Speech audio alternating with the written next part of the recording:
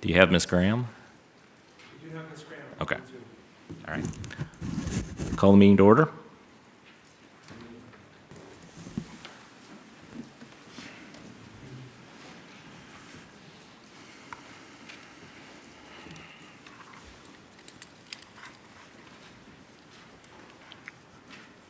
Welcome to Nixa City Hall. This video is going to provide you with an overview of how the City of Nixa conducts City Council meetings. We encourage everyone to attend and participate in City Council meetings. This is part of how democracy works at the local level, listening to the perspectives of subject matter experts, city residents, and other community members helps our elected leaders make more informed decisions. Before we start the meeting, let's review some of Council's rules of order. These rules help us make sure our meetings are orderly and efficient, while protecting the ability of everyone to have an opportunity to speak. Please be respectful of the person speaking and hold your own comments until it is your turn to speak. Presenters are invited by the Council to provide information during the meeting to the Council. These are informational presentations only, and nothing will be voted on at the time of the presentation. Presenters are not time limited. There are 2 times when all other visitors will be able to speak to Council. The first is during the visitors section of the agenda, and the second is during any public hearing regarding an agenda item. During the visitors section, anyone may speak to Council about any topic, whereas the public hearings regarding specific agenda items allow you to make comments for Council to consider before they make a decision on that topic. Whether you wish to speak during any public hearing or the visitors section, the following rules of order will apply. 1. Only one person should speak at a time. Be respectful of the person speaking and wait to speak until it is your turn. 2. Anyone speaking must do so from the podium and speak into the microphone. 3. You must first state your name and provide your address in writing to the city clerk before beginning your comments. 4. All speakers will be given 5 minutes to make their comments to the Council. The mayor or Council may have additional questions for speakers after this 5-minute period. 5. All comments should be addressed to the mayor and Council. 6. If you have questions about existing city processes, programs, or policies, or if you need assistance from staff on any issue, please contact City Hall during normal business hours and we'll be happy to assist you or answer any questions you may have at that time. The public hearing is designed to provide the public an opportunity to provide testimony and information to the mayor and council regarding the decisions they may be considering. Keep in mind this meeting will be recorded and live streamed with video and audio. Therefore, all comments relevant to this meeting must be spoken into a microphone, otherwise video viewers will not be able to hear you. In the case of a closed session or technical difficulties, some meetings or portions of meetings may not actually be recorded or streamed. The use of cell phones during council meetings is discouraged, so please silence all devices now. Thank you for watching, and thank you for engaging with the City of Nixa. The meeting will begin shortly.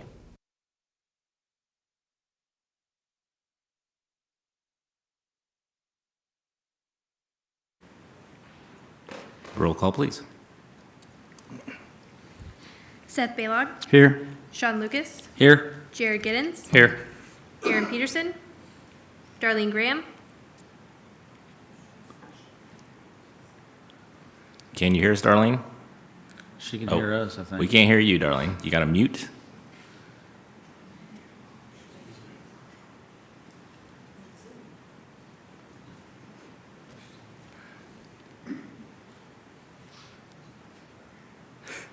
Nope, can't hear you now. Can read your lips.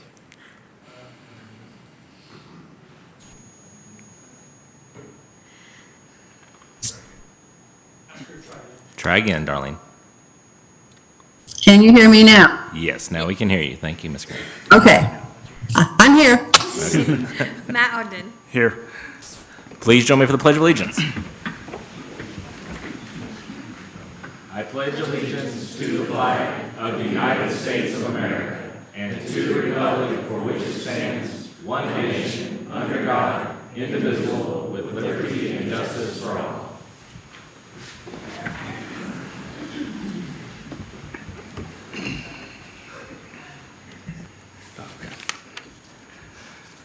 Would like to make a motion to postpone Council Bill 2023-01. Do I have a second? Second. All in favor? Aye. Darlene's still muted. She said aye, but I saw her lips say aye. She's still mute, though. Hi. Okay, there you are. Can you Thank you, hear me? Darlene. We will postpone that to the next meeting, Or the second meeting in February. second meeting in February. Yep. Okay. We will move on to the consent agenda.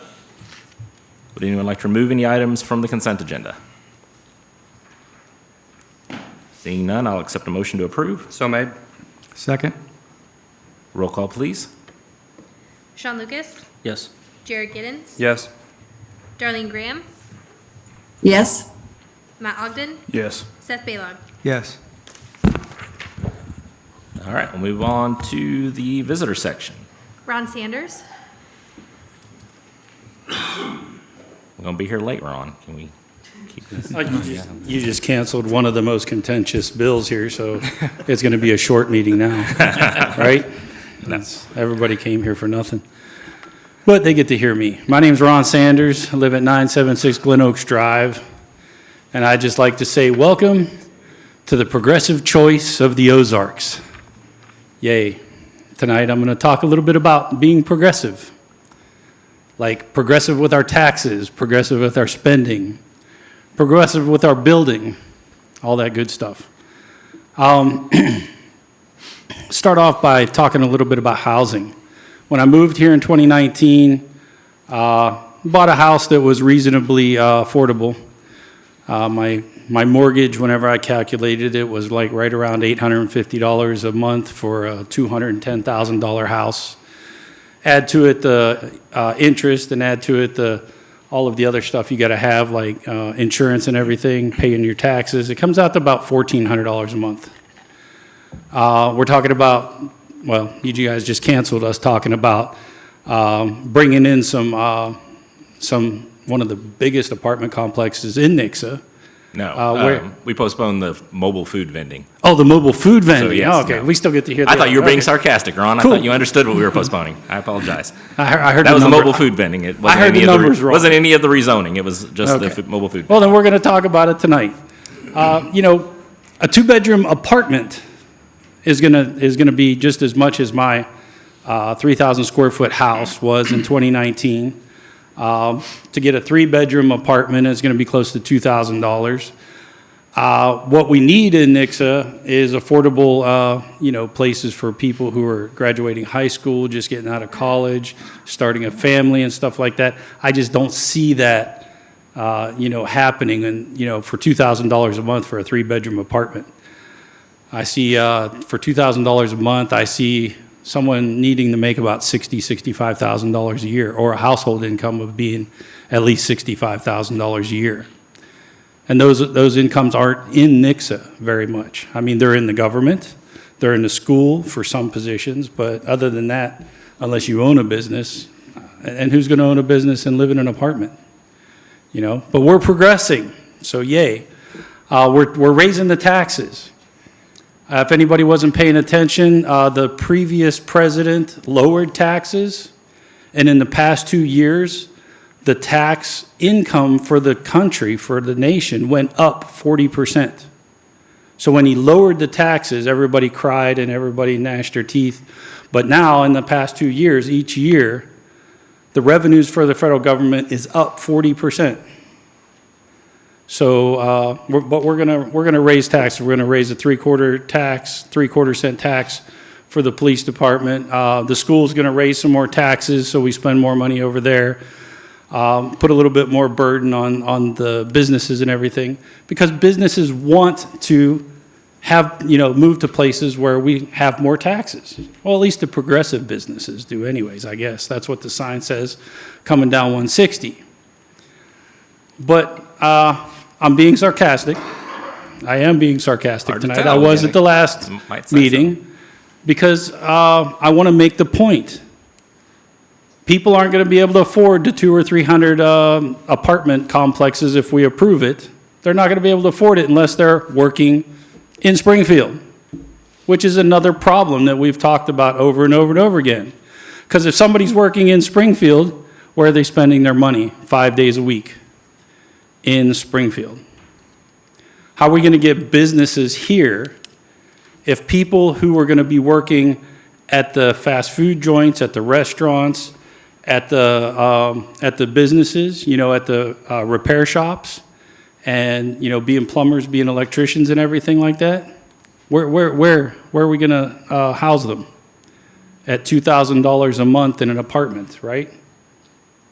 The repair people, the plumbers and everything, they're not going to be able to park their trucks there, their mobile trucks, HVAC people. Where are they going to park their vans?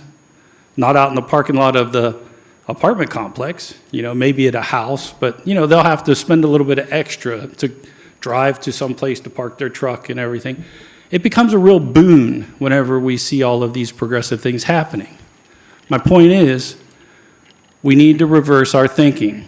Lower taxes, let's try to make housing a little bit cheaper, and let's try to increase the amount of commercial and industrial jobs in Nixa, and professional jobs too. Thank you. Thank you, Mr. Sanders. And we'll leave it open for a second if anybody else would like to speak. You're all professionals now. You know exactly what's going on, right? So we will close the visitor section and move on to the second reading of ordinances. Second reading Council Bill number 2022-121, an ordinance of the Council of the City of Nixa, rezoning the real property generally located at the northeast corner of the North Main Street and Tracker Road intersection from single-family residential R1 district and general commercial GC to high-density multifamily R3 residential district and general commercial GC district. Mayor, Council, good evening. So this is for the rezoning of 28.39 acres at the northeast corner of Tracker and Main Street. The Walker Family Investments LLC currently owns the property. In May of 2021, the property was annexed and zoned general commercial and single family. And then in August of 2021, a preliminary plat was approved for the property, which included 2 general commercial lots and 54 R1 single-family lots. The Walker Woods subdivision, as it was called, featured 2 access points, one on Tracker and one on Main Street. Due to this access point on Main Street, the city was not able to approve the construction plans for the single-family subdivision because we are currently out for a grant to do improvements along North Main Street, and we did not have a design at that time. So their timeline was far greater than ours, so we could not approve their construction plans for that, which kind of leads to where we are today. So the rezone request is to expand the current general commercial portion from 2.53 acres to 3.15 acres. The remaining 25.24 acres will be rezoned from single family to high density multifamily R3. So the surrounding land uses as single family structures to the east, located in the county. To the south is East Tracker Road. To the west will be North Main Street, along with a single-family structure located in the county. To the north is undeveloped property, also located in the county. The proposed land use change is consistent with the pattern of development in the vicinity and is consistent with the future land use map, which shows all 3 zoning districts, general commercial, R3 multifamily, and single families. So transportation is provided by North Main Street, which is a collector level road, and East Tracker Road, which is secondary arterial. These fall within the collector or the city requirement to provide a transportation impact study for the proposed access points for the development, and that will be due at the time of development, so that way it will determine the amount of improvements that are due as part of the development. The subject property is or has the availability of Nixa municipal utilities, water and sewer readily available along with electric. This property does have a developer's agreement tied to the Northwest Regional Lift Station. You can see the amounts on the screen, which would be due at the time of development. Stormwater management, this property does have multiple sinkholes that will require to be protected. Some of these sinkholes are actually tied to a FEMA floodplain as well, but they will be required, stormwater will be required to comply with current city standards. So the density portion of this rezone for R3 is, again, 25.24 acres. Current density standard for R3 is 14.52 dwelling units, so that comes out to a max of 366 dwelling units. At the Planning and Zoning meeting on December 5th, 2022, concerned neighbors voiced their opposition to this rezone. Most of the concerns related to the increase in traffic, also the property value of adjacent single-family structures, and also another topic was the impact on the school district. So the Planning and Zoning Commission, with all things considered, voted 5-3 to not recommend approval of this rezone to City Council. The commissioners' reasoning for their no votes varied. Some believe the property to be properly zoned as R1 single family, and that R1 is a natural zoning, or is acceptable as the transitional zoning from commercial. Others expressed concerns with the traffic. So if I can go back to the utility aspect of this, something of note is the current lead time for transformers is roughly about 2 years. So that could delay the construction of this project. Staff does recommend approval based off of the future land use map showing R3 high-density multifamily as on this piece of property. If you have any questions, I'm available. Any questions? No, I think you answered it all. Thanks, Scott. Thank you. And we will open up the public hearing. Blake Woolman.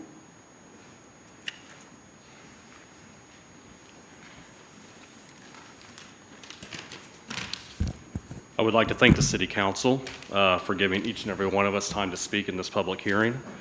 I am Blake Woolman, and I live at 742 East Penzance Circle, which is located in Copperleaf, right off of Tracker Road. I live there with my wife Amanda and our 2 small children, ages 6 and 8. We will be directly impacted by the rezoning, and if this apartment complex were to go in. And we do have concerns about the school, but that's where redistricting will in the future come into play, and the passing of future school bonds. With that said, I am in favor of that, even though we do have the concerns. I say that as a person that has been relocated with his employer 3 different times. Once to Nixa, we enjoyed the town so much, we moved back from Raleigh, North Carolina, just to come back here.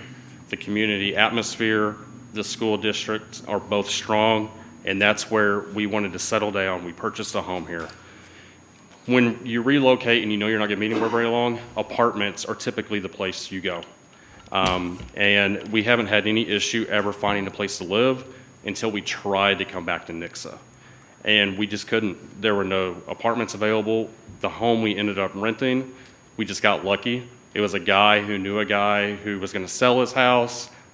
They knew us. They rented us the home until we ended up purchasing the one we have now.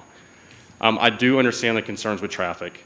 Tracker Road can get a little hectic at times, but it's not overwhelming right now. And I'm hoping with traffic study patterns, that will be alleviated. But I do want to say I do recognize that there are homeowners on Tracker that have owned property for several years, going back probably multiple generations. And I sympathize with that, and change is hard. But I also come at it from a perspective of, we wanted to live here, and we barely found a place to live. And home prices are skyrocketing, as was alluded to previously. And right now, when you're a newly married couple, whether you just graduated college, you want an affordable place to stay. And a lot of times that is an apartment. I mean, our home, we are paying just as much for a home we bought with 4 bedrooms that we rented a 3-bedroom house for with a smaller lot. And so it's just affordability is an issue. And so that gives a person time, or a family time, to save up the funds in order to eventually purchase a home. But it's a good sign that people want to live here. It is a good sign that an apartment is being considered, because that is a sign that you guys have done a great job with the community. I do trust with the City Council and the developers will come up with a plan to help with the traffic flow and to make this an easy process. But one thing I will ask, because there are rightly concerned citizens with this, that the developers communicate transparently, the city council does as well, to help ease those concerns and just communicate throughout the process. Thank you for your time. Thank you very much.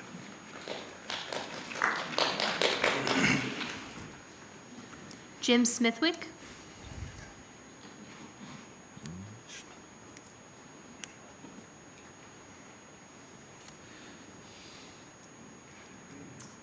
Jim Smithwick, 1456 North Woodview. I've known Don Walker for many years. I took Danny home from baseball practice in 1966 to Springfield Lake when Maxine and Don asked me to. I cannot believe he would ever agree to do what they said. They made up this story to me about the land. He was a conservationist, he was a horseman, he was a bird hunter, and he was a builder. And I even took him down to his other place, went with him to his other place because nobody go with him to go deer hunting. Those kids sold that place and logged it before Don passed. And they wouldn't tell him. So I cannot believe that he would allow this to happen. The young man, the grandson, said that he was going to move back to Nixa. Well, why did they tear that house down that Don built? That doesn't make sense to me. And we cannot have all this traffic that we're going to have out of all these apartments. It's going to look like Springfield Medical Center to me, Federal Medical Center in front of my house. That's not good. That's my home. That's my retirement home. I've been there 53 years. It's been in the family 70. So the traffic, the schools, the roads, it's not based for that. It's too much. And my recommendation is turn it back to the county. Move it back in the county and let them build something else in there if Moorlock doesn't want to build homes. Let him go on another direction. That's finally what he said. He wouldn't, if he couldn't build apartments, he wouldn't build homes. I don't know, maybe he's changed his mind, I don't know. But the traffic out of them apartments, the debris off the parking lots runs down on me, both ways, in my pond, down behind me. I can't stand to have antifreeze, oil, cigarette butts, and that stuff in my property. I talked to a guy today that lost 2 cows. They cut them open, they had cigarette butts in them, killed them. I can't stand that. I've lived there too long. So my deal is, if they want to put homes, that's fine, but there's too many for that area, and it's not capable of handling the traffic. I don't care how many studies you do, just sit out there on a tractor and try to get out on there. And I have to put up hay to feed my cattle. So, that's what I'm saying. And I hate it. I didn't like what happened at the parking lot out here after the last meeting either. That really bothered me. Shouldn't have happened, but it did. And I'm sorry about that, but, that was uncalled for. And she shouldn't have done that. And so I'm going to say this. If you put the apartments in there, you're just running my life the rest of my years. But I'm going to stay there because there's a trust. That's the way I've got it set up. And I can't do anything about it. But the water deal is an issue with me because it's got me behind and it's got me on my pond. And that's my main pond that hasn't went dry in the last 3 years. We've had a drought. And right now I'm getting a lot more water off there because there's no vegetation to hold it. The trees are gone, the grass is gone. I planted that grass out in that field for Don Walker. He bought the seed, I took my tractor and planted it. But now that's not there now. So all I can say is I hope that you take into consideration the people that's lived around here that pays the taxes and the people that's wanting to come in here with a corporation and build all this stuff up and take the money and run. They do not live in Christian County. They don't pay taxes in Christian County. So, What can I say any more than that? And I thank you for your time, and you folks have a great night. Thank you. Thank you, Mr. Smithwick. Tim Havens.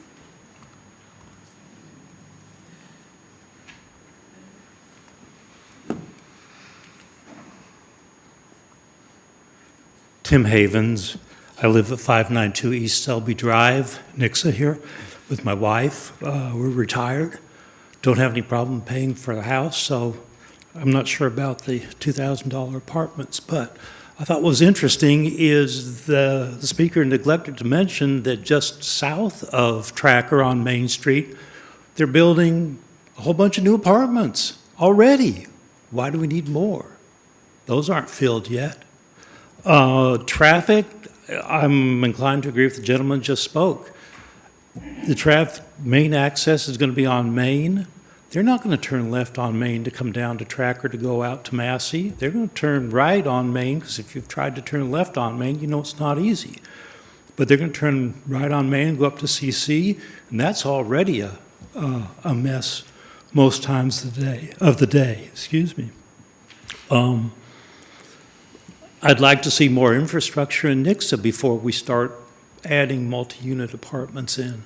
We don't have enough parks. We don't have enough police. We don't have enough firemen. We don't have enough schools to be putting this stuff. And I don't see that an apartment complex is going to add any tax base for that, whereas single-family residences would. Again, I thank you for your time. I hope you will vote against this change. Thank you. Thank you, Mr. Havens.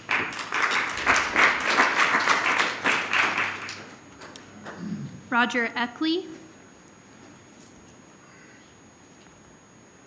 Roger Eckley, 336 East Tracker Road, right next door. I got a question. Last time I was here was my first time. Safety. Who ensures we have safety on our streets? Because safe conduct, travel, traffic flow, and safety. Where does that come from? We have Streets Department and then our Police Department. Okay, so that doesn't fall in the purview of this here. So the apartments that are being built on Main Street right now, 3 stories up, and how far it is away from the road. Do you realize a small child can throw a toy over that into traffic, could cause a wreck, or a bottle, or anything like that?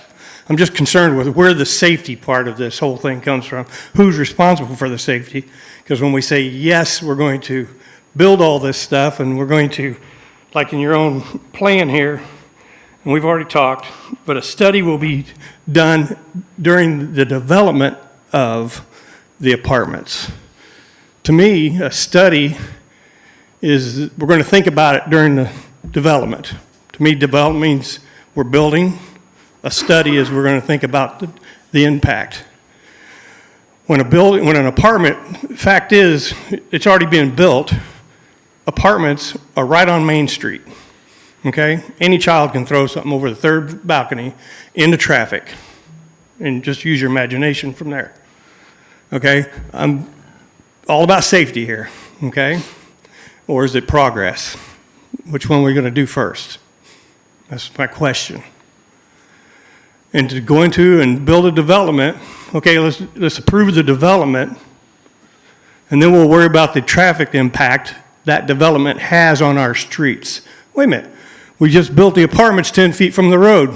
There's not much room for safety. There's no room to expand for proper flow, like it says in the paperwork you guys put out.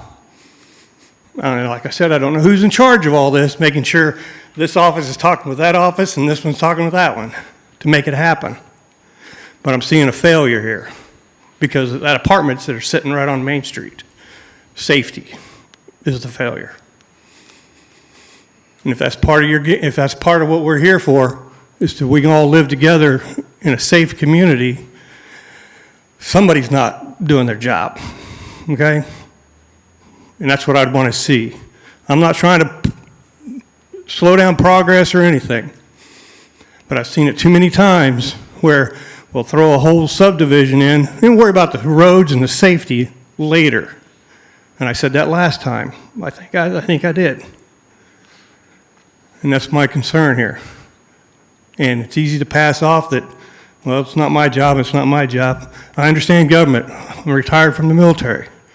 Okay, I know how it works. Nobody's really in charge, but everybody's got a voice.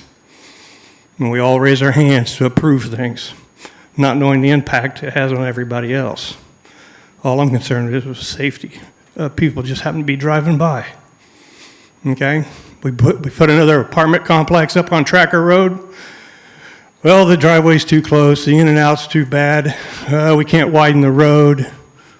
And now we got to put the apartments 6 feet off the street because Tracker is not a main thoroughfare like Main Street is. Main Street's a main thoroughfare, and we're how many feet? Who knows the answer to that question? How far are we off of the curb on Main Street to the apartments? You mean the previously zoned apartments? Those apartments that are going up right now next to the gas station. Do you know, Scott, what the setback is? That would be the side setback, and I believe it's 12 feet from the property line. It also complies with the setback from the center line of Main Street. So the curb to the building is what, 12? No, not from the curb, from the property line, which is further in from the curb. Property line. And the buildings are how far off the property line? It should be 12 feet. So does that equal 24 feet? Help me there. I would have to look at the plans to further I answer your understand. question. They prove my point. Okay? So they're within the guidelines. Within the Easement guidelines. from- Somewhere, easement what from are the those setback. guidelines? Same as everyone else's house is. I know. Or some people's houses are closer My than house is others. way off of everybody's Yeah, property your line. house is way off everybody else's. Point is safety, okay? That's the last thing we do. Money's first, making things happen, so we're going to, for the betterment of everybody to have a place to live. Thank you very much. Thank you very much.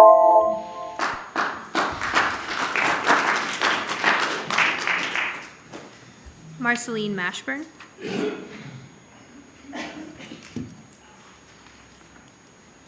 My name is Marceline Middleton Mashburn, and I live at 840 East Rush Court in the villages of Wicklow. I just wanted to remind the council, and I know you know this, but the southeast corner of Tracker and Oldcastle was rezoned several years ago for multifamily. And I know that the developer has plans in the making, whether it's going to be all apartments or some apartments, some fourplexes, condos, whatever. But that's going to put more traffic in the mix. And so we're going to have these possible 900 cars that could access Tracker from the other end. And in the middle, we have that area that is designated to build an elementary for Nixa schools. It's an accident waiting to happen. I live on Tracker. I know what the traffic is like day in and day night, and it's not good at this point. So what I want to know, first of all, is who is going to be responsible to widen Tracker? The city? The developer? You can't put 900 more cars in the area and they go over those little dippy-dee-doos and then they come to the divided road with the poles down the middle. That's got to be changed if you're going to add that much traffic to that particular area. So it's something I hope you will think about. Secondly, I just want to pose a question. What about increased utilities for this area? You know, there's going to be 434 separate units in the apartment buildings, north and south, and there's going to be 26 houses shown on the schematic site plan. So that's 460 new units that's going to require city utilities. I've noticed in the last few years the water pressure in Wicklow is gradually going down. Are we going to have to drill a new well for this subdivision of apartments? What about wastewater? We've got one treatment plant. Is it set up to handle the wastewater that this subdivision of apartments will have? And I'm hoping our electric is sufficient enough to supply this density of apartments. Who's going to be paying the extra? The taxpayers? Or what's the developer's part in this? I don't know where each of you live in Nixa, but I just want you to think, if the one road that you had, the one street that you had to get out of your subdivision or your area, to get to Nixa downtown or to get to Springfield, to get to your work, was going to have a possibility of 900 more cars accessing it, would you vote yes for this? I beg you to consider all of the facts that have been presented, will be presented tonight as well as in the past. And when you cast a vote, I hope that you will think about what is best for the city of Nixa and for the citizens of Nixa. And that includes our school children as well. And I also hope that you will not be swayed by any potential lawsuit. Thank you. Thank you. As far as some of your questions there, as far as the utilities, our sewer treatment plant has a capacity for about, we estimate 40,000 residents, so almost twice what we currently have. So it should last us for the next 20 years at our current growth rates.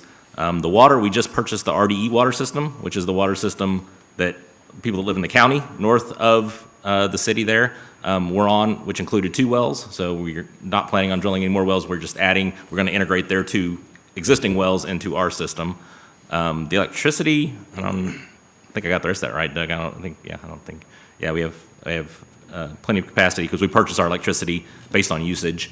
So we have plenty of capacity for that. As far as how the developers pay into that, we assess impact fees for every house or apartment or anything else that's built in the city that provide for additional police protection and sewer protection and parks as well, and additional parks. So any additional development would provide additional funds for each of those 3 parts. So just to comment on your specific questions that you had.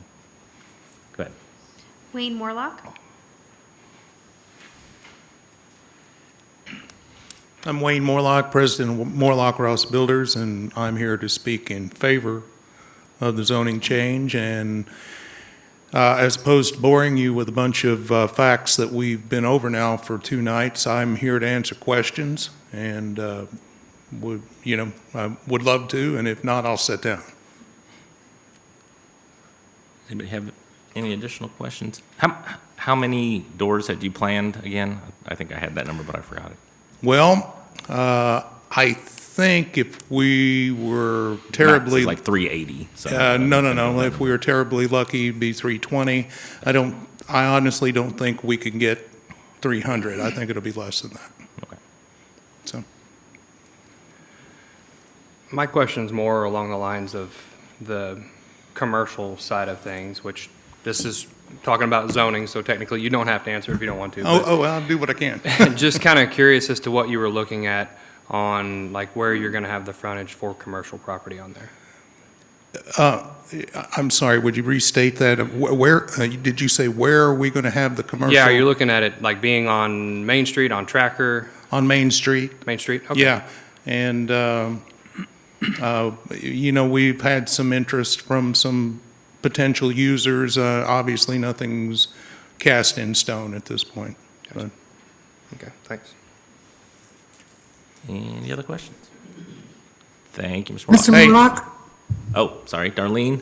Can you see Darlene? Yes. She's up there. Yeah, yes. The one question I have has to deal with parking if they put the apartments in. I know there's a lot of sinkholes on that property. Yes, ma'am. Are you able to work around those adequately? Yes, ma'am, and that's my comment to the mayor about, again, potentially, I think if we were able to max the property out, we would be able to do as many as 360 plus units. But because of the sinkholes and the issues that we're dealing with, and in order to get sufficient parking, you know, an apartment project won't work without sufficient parking. So in order to do that, it actually takes our door count, the number of units that we can build, down. So yes, I mean, we're able to do it working around the sinkholes and keeping them intact, because we can't park in the sinkholes and we can't use them. We just have to continue to maintain them, hopefully as a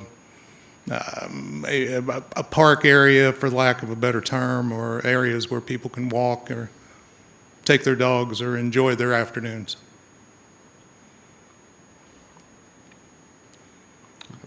Oh, I got muted again. All right, any other questions? Thank you. I think she said thank you. All right, thank you, Mr. Morlock. Thank you very much. Any other comments? Thank you. Crystal Webster.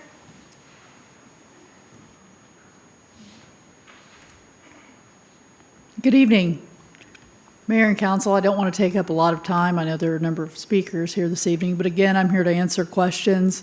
I did want to take about 45 seconds to speak to something that was brought up last week at the last session, after I spoke last time.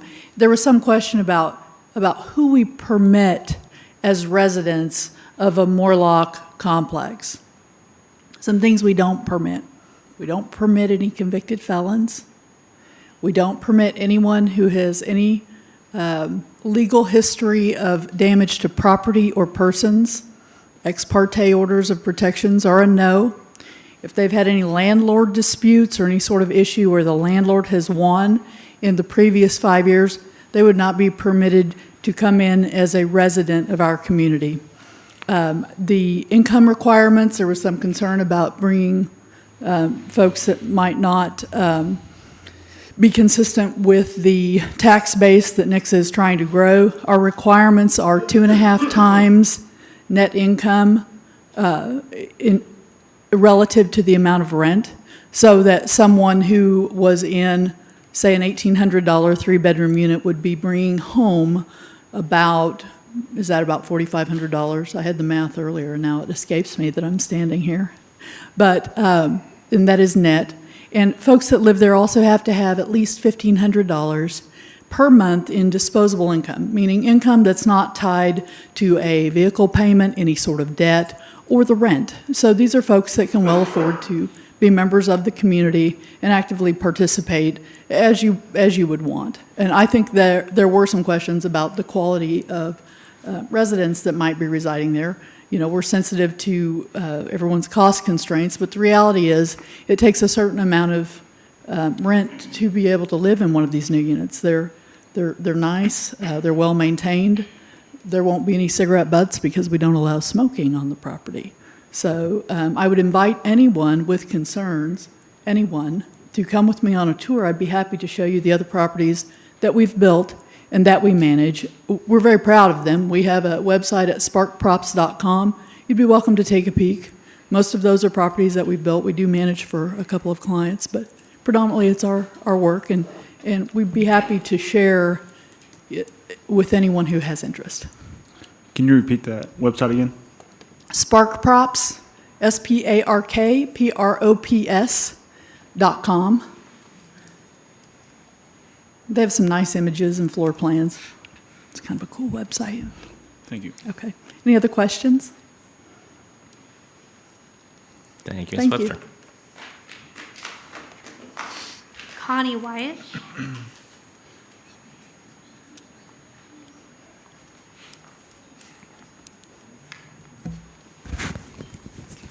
Connie Wyatt. I live at 1452 North Main Street, Nixa.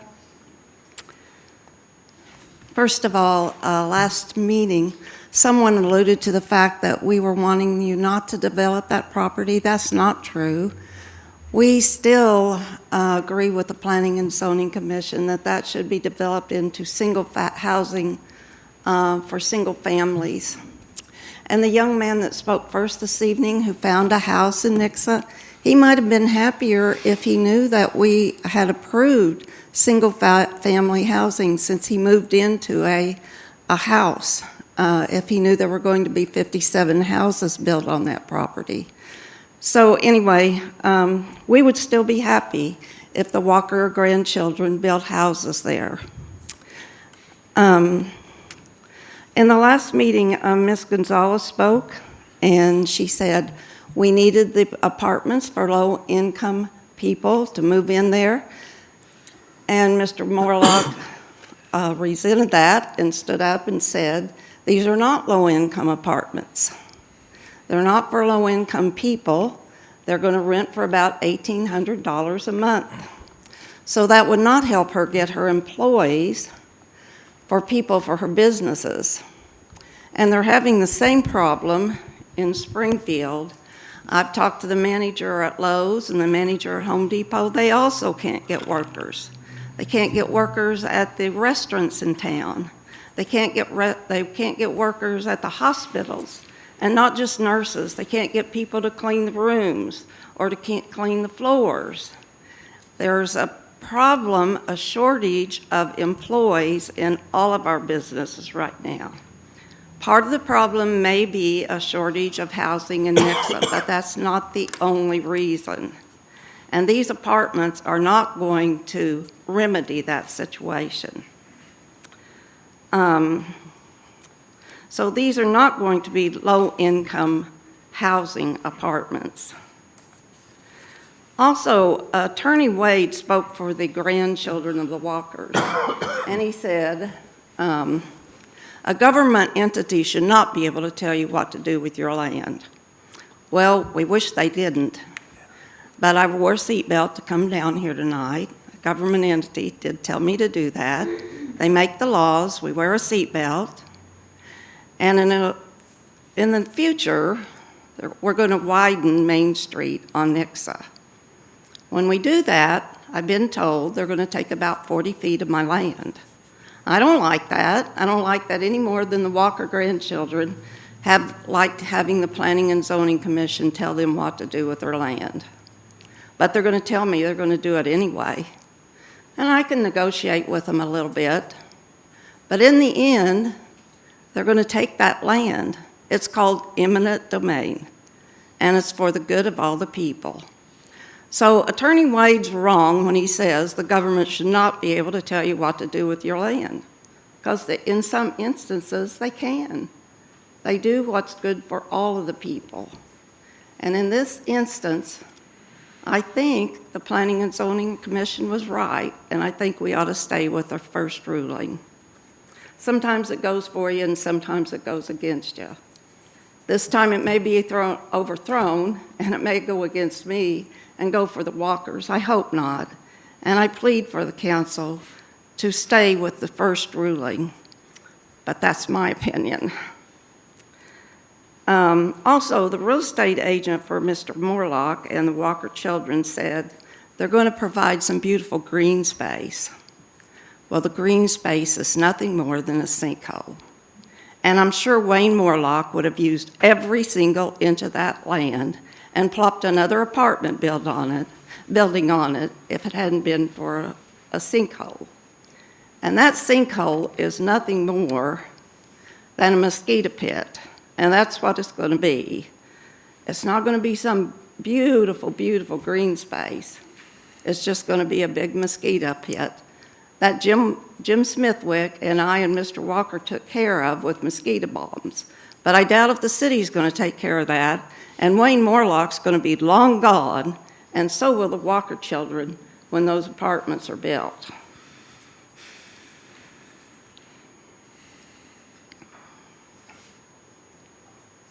Okay, let me see if I had anything else I wanted to get off my chest.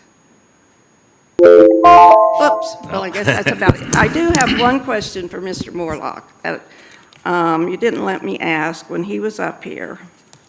I'd like to ask him in more depth to speak on these retail spaces on Main Street. There's 2 buildings there. I know he said he had some interest, but I'd like to hear more about that. Are we talking gas stations? Are we talking doctor's offices, banks? What does he have in mind for that? I think we have a right to know what's going to go in there, or what He said some people have approached him, or he's approached other people. I'd like to know exactly what he's heard, and just what are they planning in those retail spaces? So at this point, we're just looking at the rezoning, so it would be zoned for commercial, so it could Pardon be me? any, so right now, we're just doing the rezoning, so it could in the future be the part that's being zoned commercial could be whatever it ends up being. So it could be any one of those things, and he's not required to identify anything specifically of what that is. Okay. Thank you, Mrs. White. Gerald Schmitz.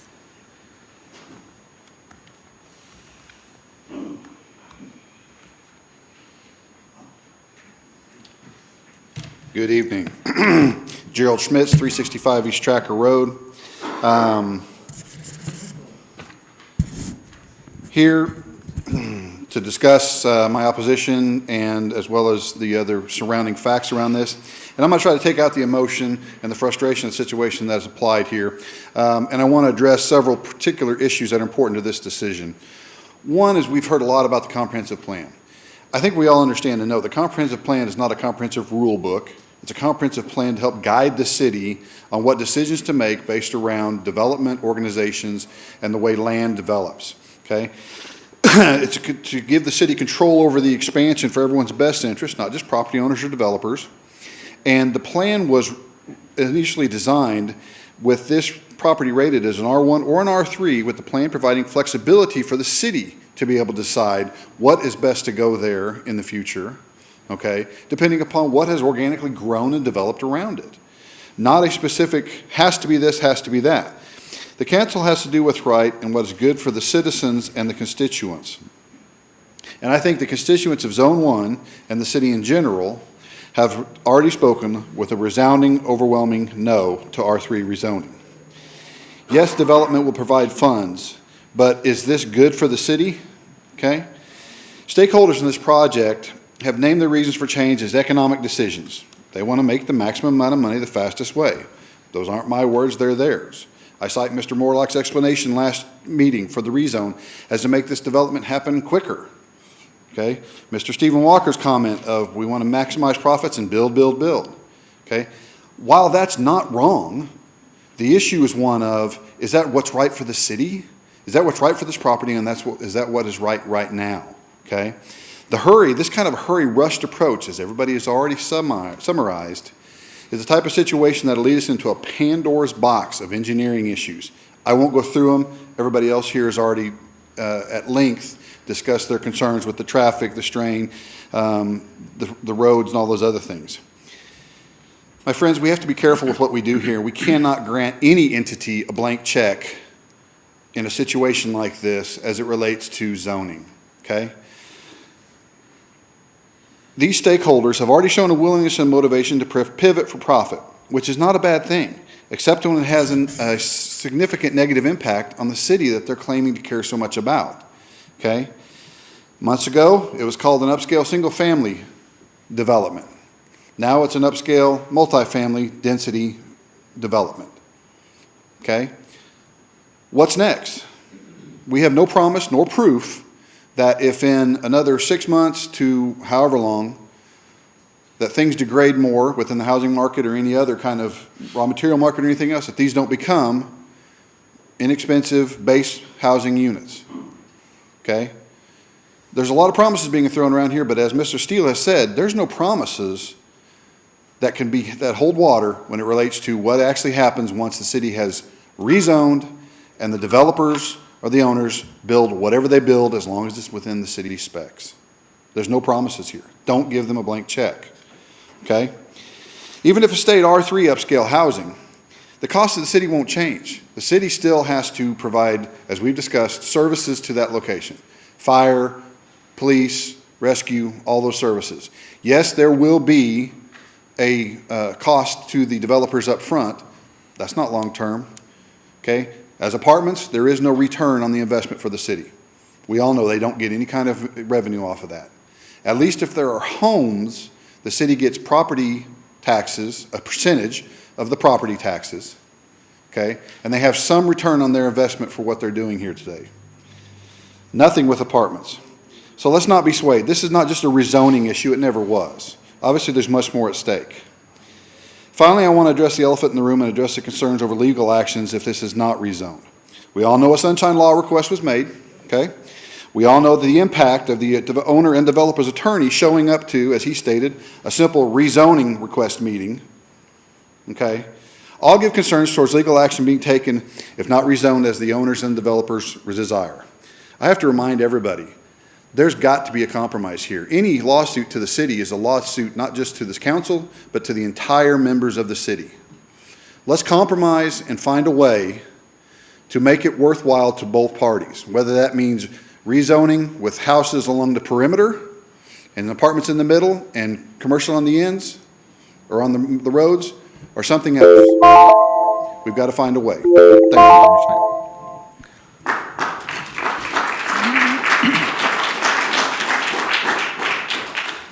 Again, specific to just a couple of your points, that the city does receive property tax, the same rate of property tax that we receive for single-family homes, we would receive for the multifamily. We'd actually probably get more. I don't think that's gone into anybody's. We don't calculate that. We don't receive a very large percentage of property tax regardless of what kind of housing it is, but we would receive the same rate based on the appraised value of the owner of the property. The Morlock would then pay that, just like any other apartment building or commercial strip center or anything else. We would receive whatever the rate is, the very small fractional amount that we receive, but we would get the same amount. Just to clarify that.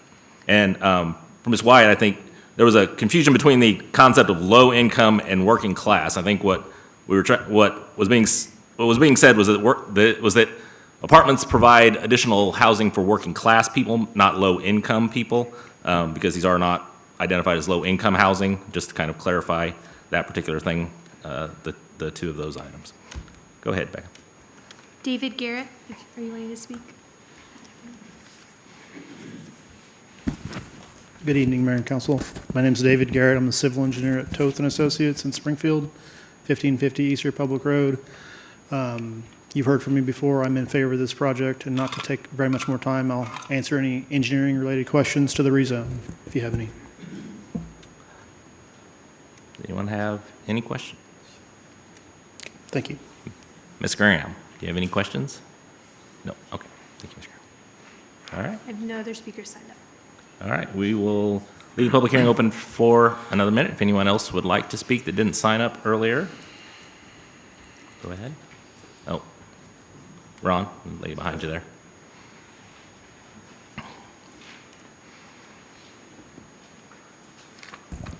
Hi, I'm Lisa Gregory at 782 Penzance Circle.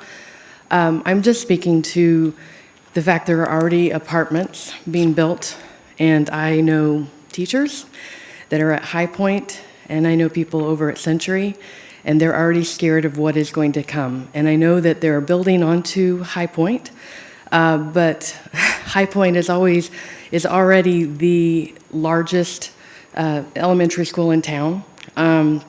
They have a high percentage of people coming in with English not being their first language, and knowing one of the teachers who works there, their frustrations with the idea that they're going to be even fuller there, and they're struggling to make sure everything is taken care of as it is.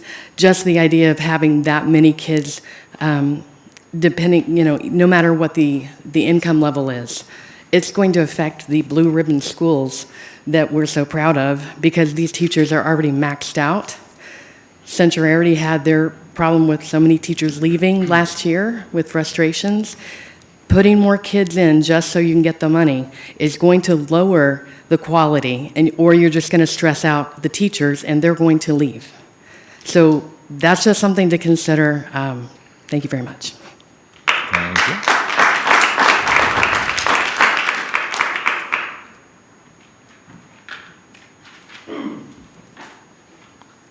Go ahead, Ron.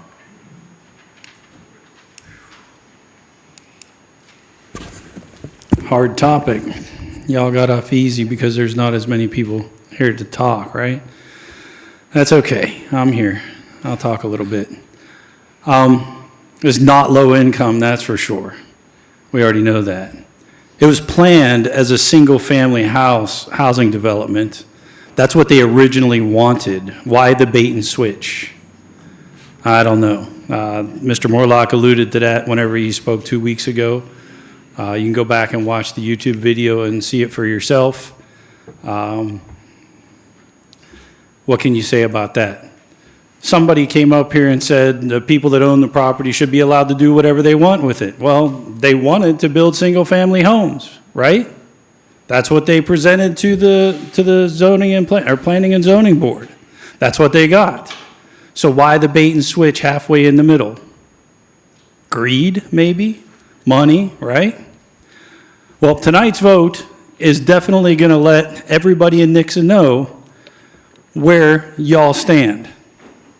Do y'all stand with the people of Nixa and their best interest? Traffic, schools, overcrowding, the cost of living, the cost of living spaces skyrocketing? Or, you know, are you just going to look out for the money? You know, because apparently we're going to get a whole bunch of money from somewhere. I don't know. I don't know. I don't know. Maybe. Well, if it's not, then why do it at all? Why flood that corner of the city with a buttload of apartments? One congressman a long time ago said that Guam was going to flip because, you know, it's going to capsize because of too many people. Will Nixa capsize because we're putting too many people over there in one side? I think my point is, the apartment complexes need to be spread out across the city, just like houses need to be spread out across the city, just like we need more industrial space spread out across the city, and we need more commercial space spread out across the city. I would dare anybody to take a little drive and go down 60 through Republic and see their approach, to see all the commercial right along 60 throughout their city, and then immediately come back through here and drive down 160 through our town, coming from Springfield on down, or go from the other direction up. And notice the contrast. Huge contrast. And I'll tell you what, we're not going to get commercial. We're not going to get more commercial businesses down here, because people who work at those commercial businesses, unless they're high-end legal firms and high-end doctor's offices and high-end accountants and stuff like that, you're not going to be able to get people to put their businesses here, because they're not going to be able to find people to work here, because the people that work at those businesses will not be able to afford housing here at $1,500 to $1,900 a month. It's not going to happen.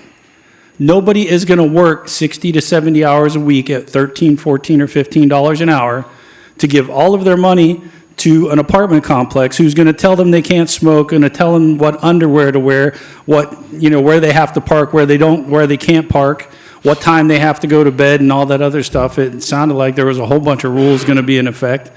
You got to let them, you know, crawl into your personal space in your bank account and tell them everything about, you know, your personal accounting.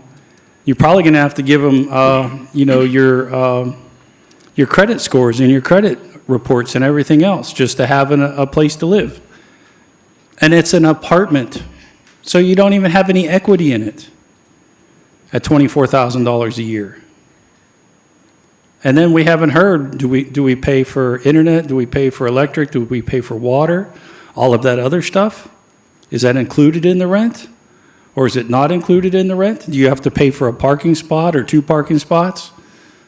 How much is this going to really cost someone that wants to live here?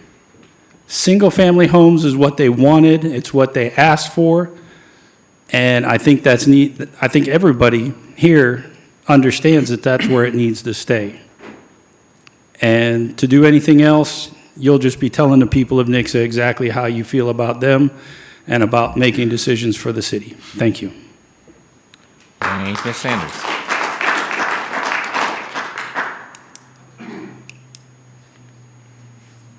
All right, last call. If you've already spoke, can't have you speak again. Sorry. All right, we'll close the public hearing. Any? Tell one of your neighbors that hasn't spoken and they can come up. Get Chris to come up.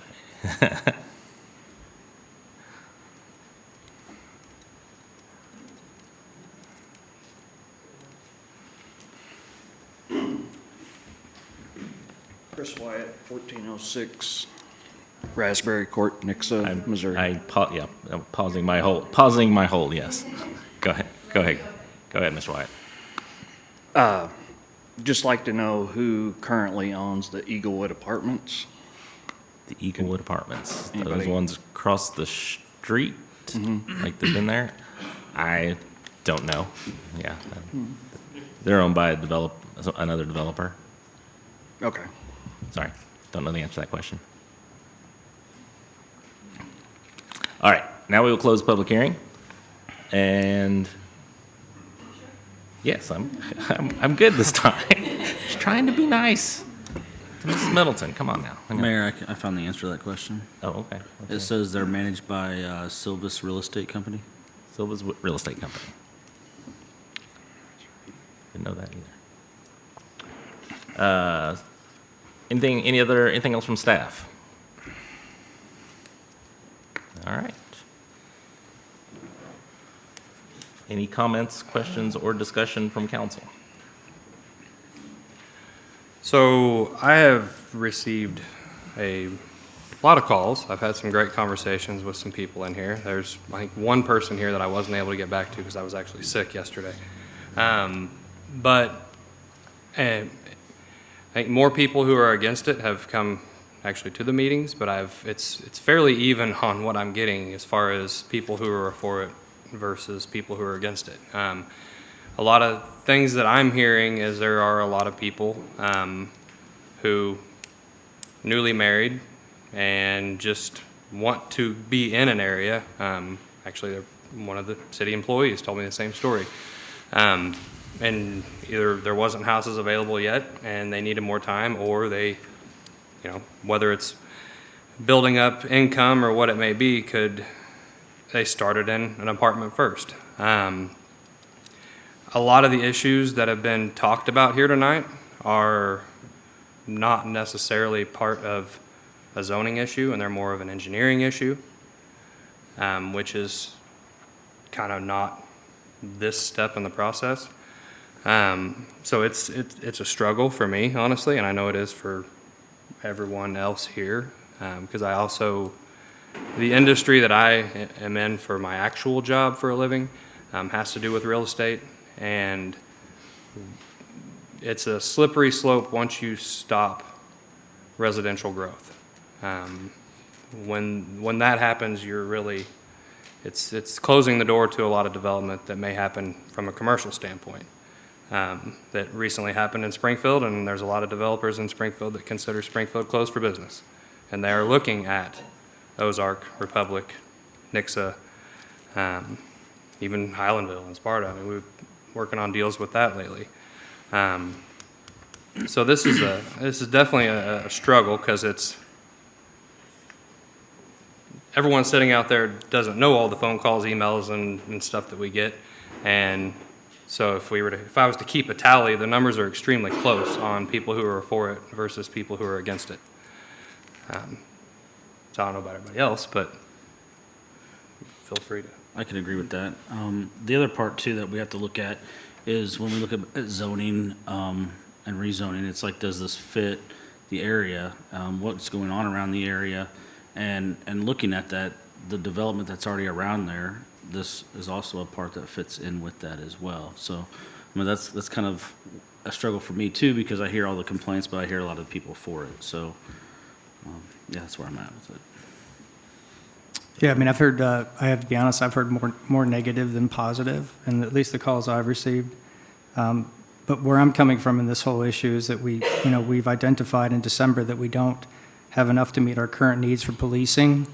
And then through those discussions for the initiative ballot issues about how our future is going to be shaped from a money perspective here in the not too distant future, and those needs maybe even going unmet.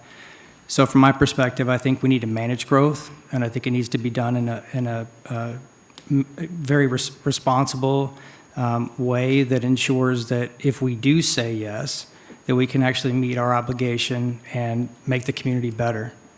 So I think we have, as a city, have an opportunity to understand what our financial implications are for growth in general.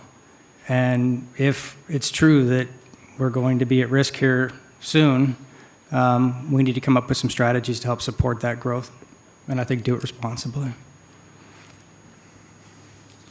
Yeah, this is a tough subject. I do live in the area. I do drive down Tracker.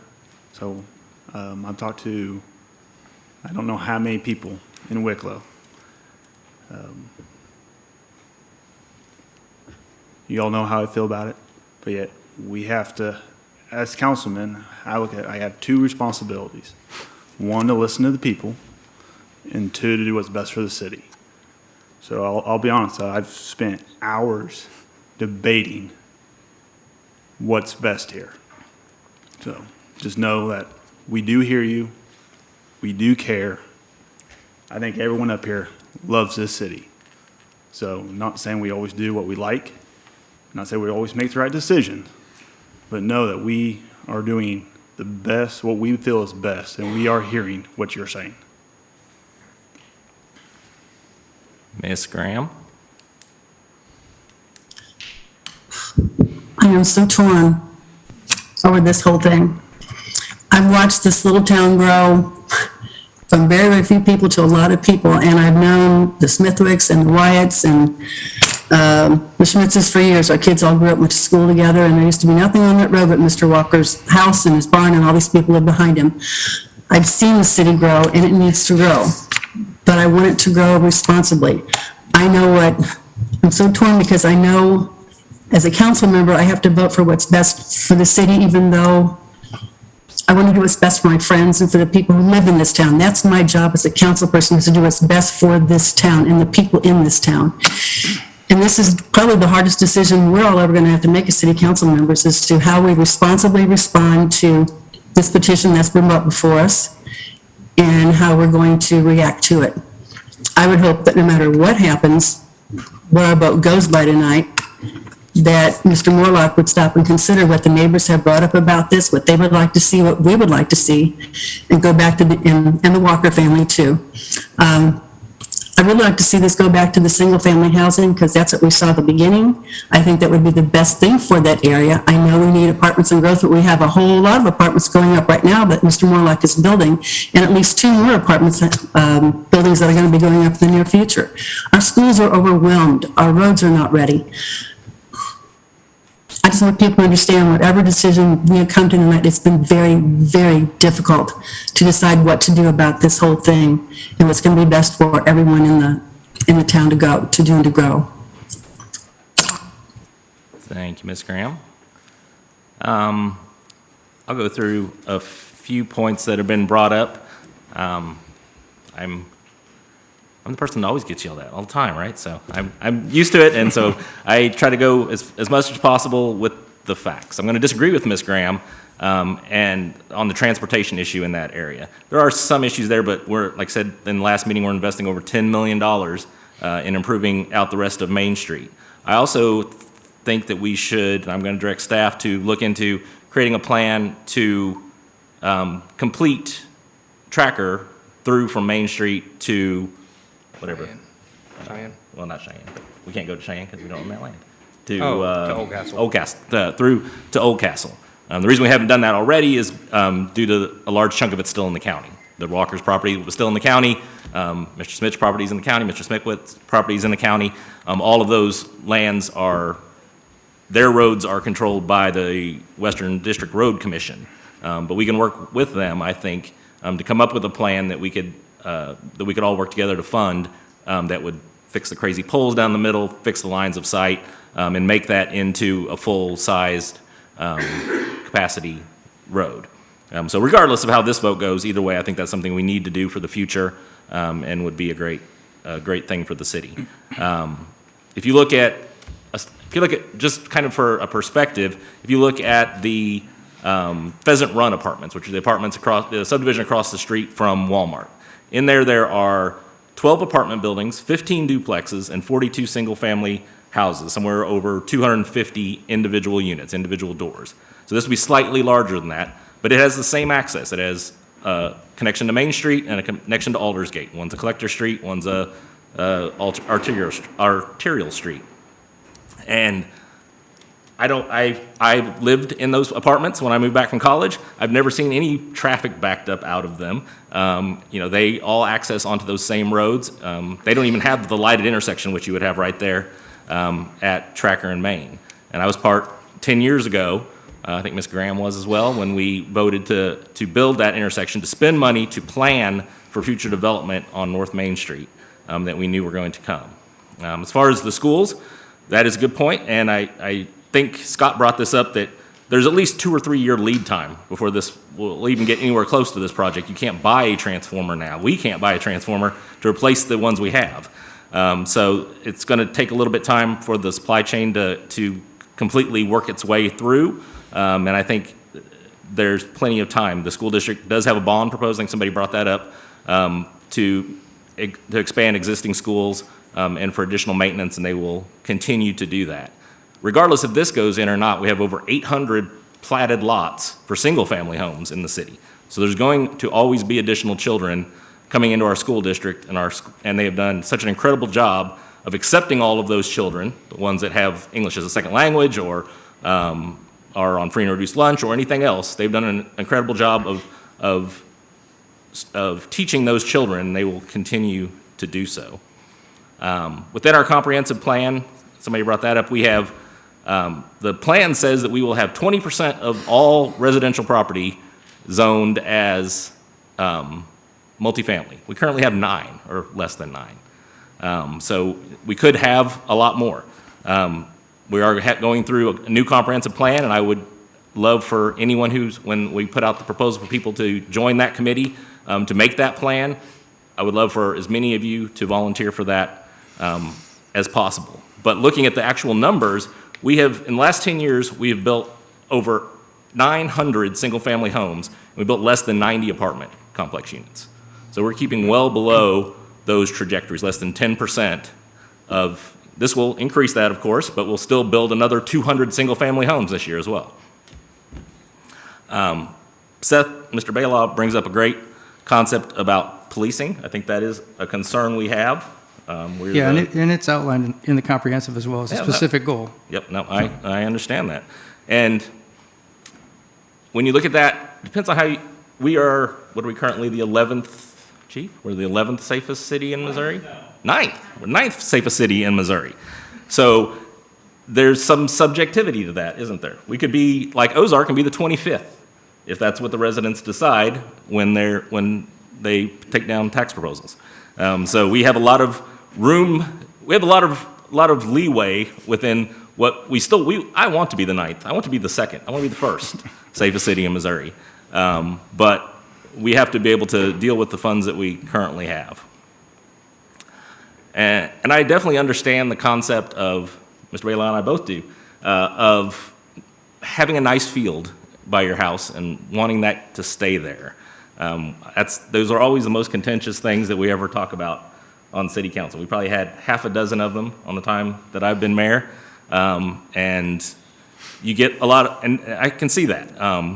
What I don't understand or accept is when people come and argue against a specific type of housing, a specific multifamily or MDH, one of those acronyms, the low-income housing. When you come and you say, I don't want those people to live in my community. And we all understand what those people mean. When my family moved here in '79, we lived in a trailer, just a little bit outside of town. We lived there for 3 years. And then we bought a house down the street from Mrs. Wyatt, and I lived there when I was growing up. When I went to college and I moved back, I lived in the Pheasant Run apartments across the street from Walmart because I couldn't afford a house. I didn't have that, but I wanted to be close to my family, close to my friends, and I was able to afford that apartment. And so, lost my notes. And so, I think we had that conversation about, low income versus working class. We need the economic development people, our staff, everyone says we need more affordable housing in Nixa. The housing that starts a 3-bedroom, 2-bath house, the same as these apartments, the largest of these apartments would be, costs over $250,000. Am I close there, Mr. Giddens? In Nixa. So you're not going to get the house that Mr. Sanders got 4 years ago or 5 years ago. Those just are hard to come by, and all properties are expensive now. So we do need to provide that kind of thing. And my final point, to kind of go back to that, what the attorney, some people have brought up what the attorney said before, and I believe that is true. The government has to provide the least limiting possible sets of requirements on the property owners.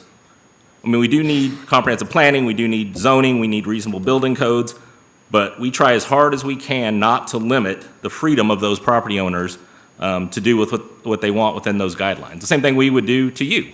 Ms. Graham loves the chicken ordinance, and we allowed domestic chickens. I think that was a great plan to give additional freedom to homeowners. Those same kinds of things. It's our job to provide some limits, but the least possible limits as possible. And so kind of the last thing, so we'll make this interactive a little bit, right? So who has lived in their current home for 1 year or less? Okay, I got a couple. Who has lived in their current home 3 years or less? Okay. Who has lived in their current home 10 years or less? Okay. So, seeing that those people, if you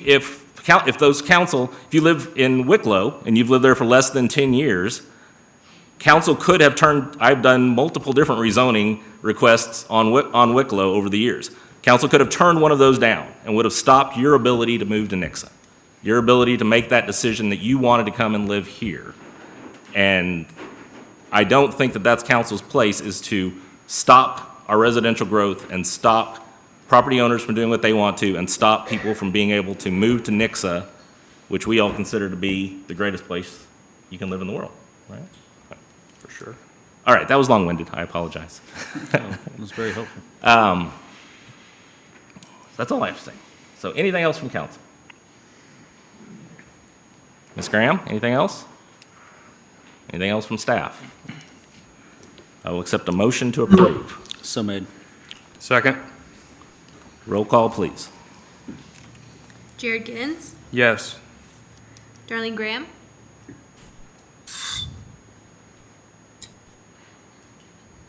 I truly want to say no, but because this is consistent with future land use, future land use map and consistent with development, and it falls in line with the impact study on the roads, I have no choice but to say yes to it, and I'm so sorry. Matt Ogden, Yes. Seth Baylog, No, for the reasons I outlined. Sean Lucas. Yes. The motion passes. We will take a 5-minute recess.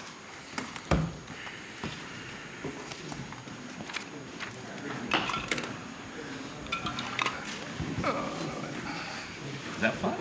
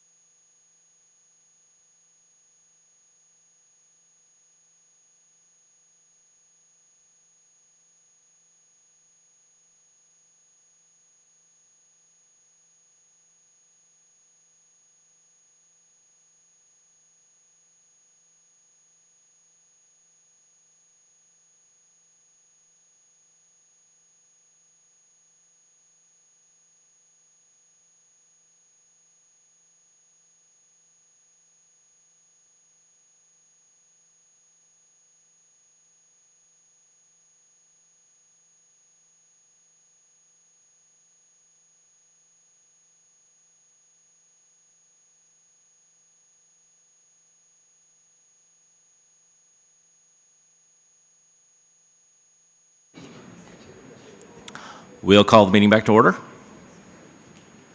You with us, Ms. Graham?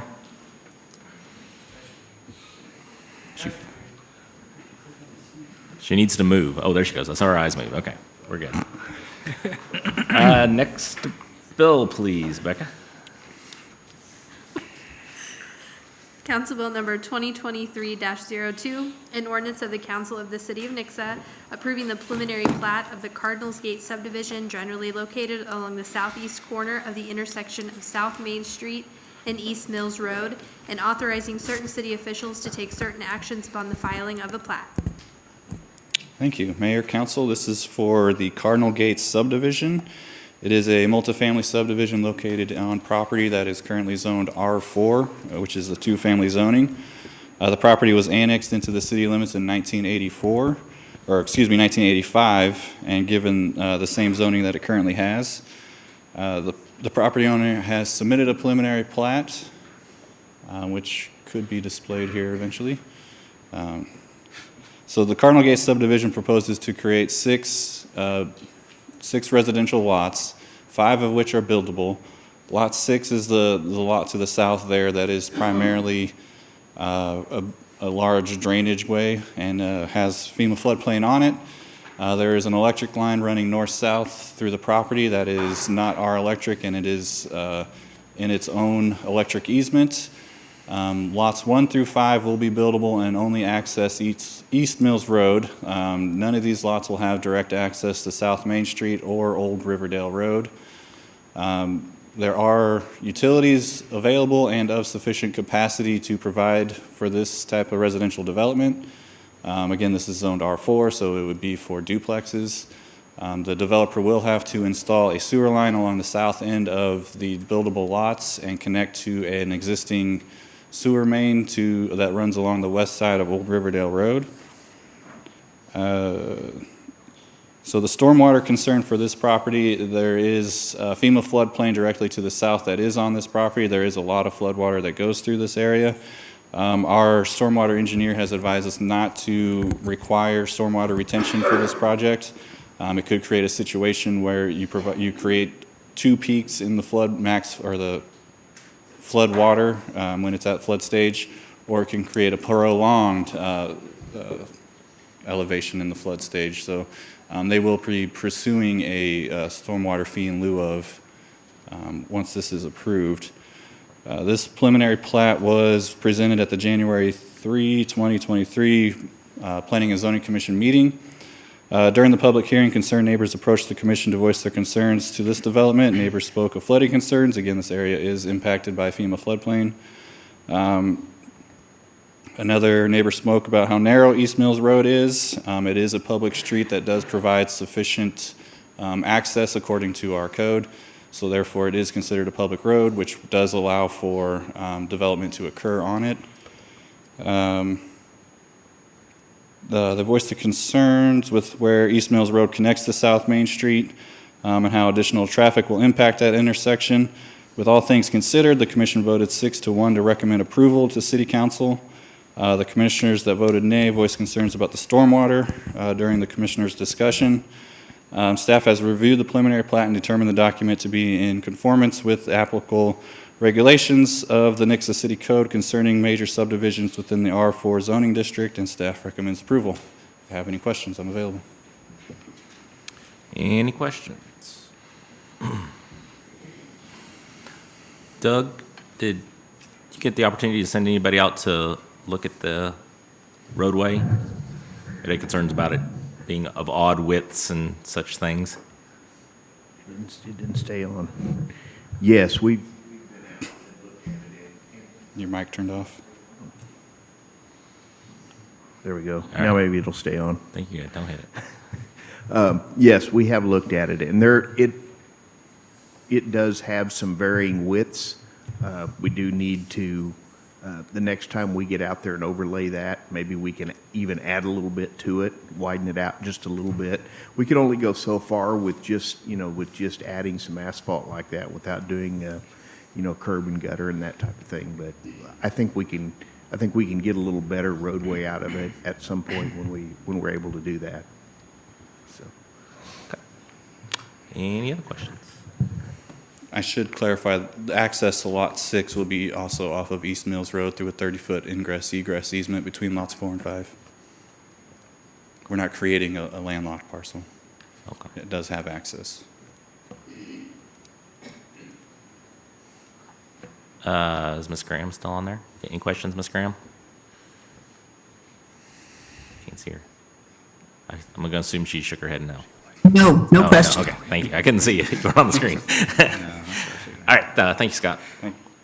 We'll open up the public hearing. If anyone would like to speak to this item? Doug Shank.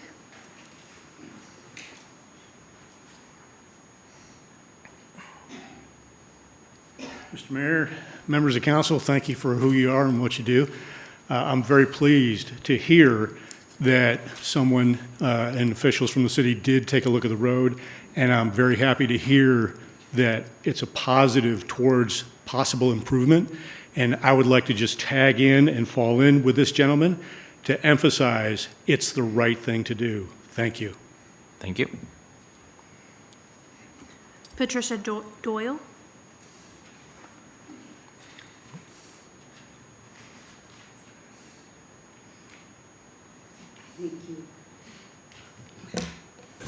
My name is Patricia Doyle Emo. I live at 876 South Main Street. I have a circle driveway. It's the big white house with the long porch. I wish I'd have known that realtor when I bought it, because I found out there was the city sewer line going through it after I bought the place and found the map in the closet. And I've adjusted to that, and I've been mowing ever since. And that stream has groundhogs in it, and they're an endangered species. We've had other animals going through there. And I have a special needs nephew. He's volatile diabetic and third stage kidney problems. I have my son who had an AA degree and a pilot's license when he was 21. And he had a heart attack and was in a coma 14 days and without oxygen 16 minutes. So the doctor said I had to get him out of the valley in California if I wanted him to live. And I said I didn't know where to go. And having taught 49 years in California, from preschool, setting it up in 66, to being at Avenel State Prison, juvenile hall 10 summers, boot camp 10 summers, and going all the way through high school and Visalia College. I've seen a lot of what's going on in the barrio, in the school system, in apartments, and in duplexes. And I had a close relative who did meth labs. And we had some sad stories. Somebody be doing a meth lab and blow up the next door apartment. Anyway, I wanted to know why I wasn't told about a city sewer line. If I'd been in California, I'd have been a rich woman for non-disclosure. I've accepted that now. But we have the privacy out there. We have nature out there. And that's one of the reasons I bought it. And to build a pond there so my son could fish. I can't do that at the city sewer line. Now they're going to put duplexes and triplexes around there. And I also wanted to know who owns that stream. Does anybody have an answer for that? The stream that goes around my property. Well, who's building it? Are you guys? They're not here? No, yeah, the Baileys, they're, Okay. or Baileys, they're building it. Well, Bailey's. I want to know who's in charge of the stream. I've been cleaning parts of it out myself, and I'm no spring chicken. And that stream should not be disturbed with wildlife in there. That's an endangered species with groundhogs. And if you put duplexes and triplexes in there, we've lost our whole special environment. I've given up a lot to come here, and I love Nixa. And I think the people are great, most of them, except the dishonest ones. But who owns the stream? I'm not sure exactly where the stream is. Is that the floodplain you're talking about? Who's supposed to clean it up? We moved here 4 years ago, November. The stream's on private property. It's on, Is it it on my almost looks like property? it's, and a lot of it is split between the two properties, it appears. That's what I thought. I'm just looking at the aerial photo. Well, they can't build on that stream, can they? No, ma'am. they're leaving that No, open. ma'am. So Okay. all of that area up to the ridge part would be open. Okay. Still. The other problem is, 2 years ago, I came down to City Hall. I have a circle driveway, and that, I don't know if you know where my house is. It's a big two-story with a long front porch. And the circle driveway, it's almost at the top of the hill. But cars come whipping over that hill, and I'm trying to get out of the driveway and going slow. I've almost been hit 4 times. I came to City Hall to see if they couldn't put up a sign or something for it. And I was told that they don't do anything unless there's an accident, somebody's killed or hurt. I don't want to be that person. And if they bring more traffic in from these duplexes, et cetera, it's going to be worse. And it takes me 13 minutes to go across town on Main Street to where my nephew has a special CC Links program in the Allstate building on Main Street. So we're going to get hit on both ends of Main Street if the apartments are on one end and the duplexes on the other. Thank you. Thank you, ma'am.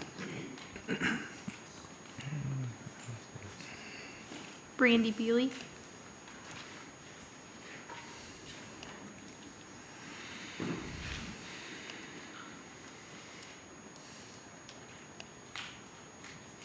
Hey, kind of feel like we have a mustard seed in the middle of all the other things today, but kind of want to use this minute to just kind of not just with our development, with developments in Nixa and being concerns about duplexes and apartments.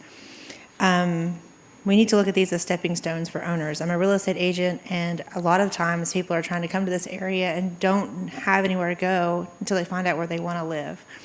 Another problem we have as builders, and we're building custom homes, is people who are currently building with us have sell their home they live in and don't have anywhere to go, and they have to go out of the school system into Springfield to get into an apartment until their home is finished, which takes their kids out of the school system because they have to live in city limits or sit in the Nixa city to go to our schools.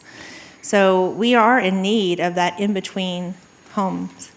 As far as they're concerned, as far as our intentions of the property is definitely to make it beautiful. I know they don't have to believe that because, you know, like say all the developers will say whatever they want to say to get it passed. We have lived in this community for over 20 years. I've raised all of my sons here. I'm an ambassador for the Nixa Chamber and work alongside City Council and the ambassadors and our committees to make our city a better place and a safer place to be. That being said, if everybody's concerned about safety, we have a vote coming up pretty soon. If you just mark yes, then that'll help with that. See, people's moving here regardless, whether we're ready or not. They're coming in here. We can't build gates. We can't block it unless you guys are going to stand across the line of Nixa and say, you can't come in here. We'll see how that works out. But not trying to be a smart aleck, not trying to be rude, just we love our town. We want to do the best for our town. I think one thing they should take consideration, anybody and everybody who's trying to build here right now are current tax-paying citizens. We love our town, and we're not somebody from out of state that doesn't care about our community. We're people that live here and grow our families here. There'll be a concern later, I'm sure, about when they came out and drew the property line, one of them's in the side driveway of an individual's home. I'm sure that'll come up. That's not our fault. We own the property. We can talk to them and help them ease them into that. I'm sure that's coming up. And as far as the road being widened, that sounds like that's already been addressed. So if we're here, if you guys have any questions, we love you guys, we love our town, and we appreciate all of you up there. And hope you have a blessed evening. I have a question for you. What is your plan to maintain the Lot 6? The Lot 6, the one that's not being developed on? Right. Well, I mean, it's going to have to be maintained and taken care of. I mean, I literally can almost see it from my house. Like, so we definitely plan on keeping it pretty, keeping it cleaned up. What I'd like to do is maybe just have somebody who just comes and cuts all the yards and just keeps everything maintained, so that way one neighbor's not cutting their grass and another neighbor is, and that kind of thing. I want it all to look kind of neat and uniform. That's my plan. You know, I live here. I have to pass it every day. And I don't want to pass it every day and be stressed out about it either, going, oh my gosh, I'm going to get 15 phone calls because the grass is 10 feet tall. You know, I want to make our town beautiful, and I want to keep it that way. And we love wildlife. Matter of fact, we live out of city limits. And we've discussed many times, if we don't buy the land behind us, somebody else is going to. And when they do, we have no say-so because that's their property. We just have to build bigger trees or plant bigger trees. But our dream would be to buy the property behind us for our kids someday. But you know, so it wouldn't be like in a normal subdivision where you would deed that lot back to these 5 duplexes and make them somehow maintain it. You're going to be the owners, and you're going to continue to own that lot and be required to maintain it. Yes, we plan on keeping the duplexes at this point, yes. Okay. And maintaining them. The lot 6 will not be maintained. It is a heavily wooded area, and it is very sloped. It's in a floodplain.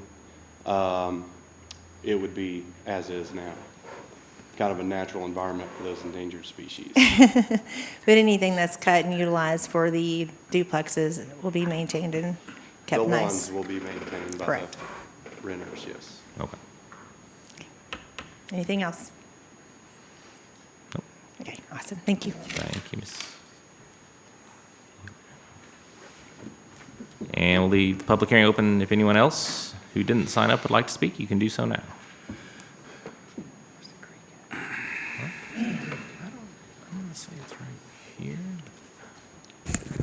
I wasn't going to speak on this one, but just heard something that kind of bothered me.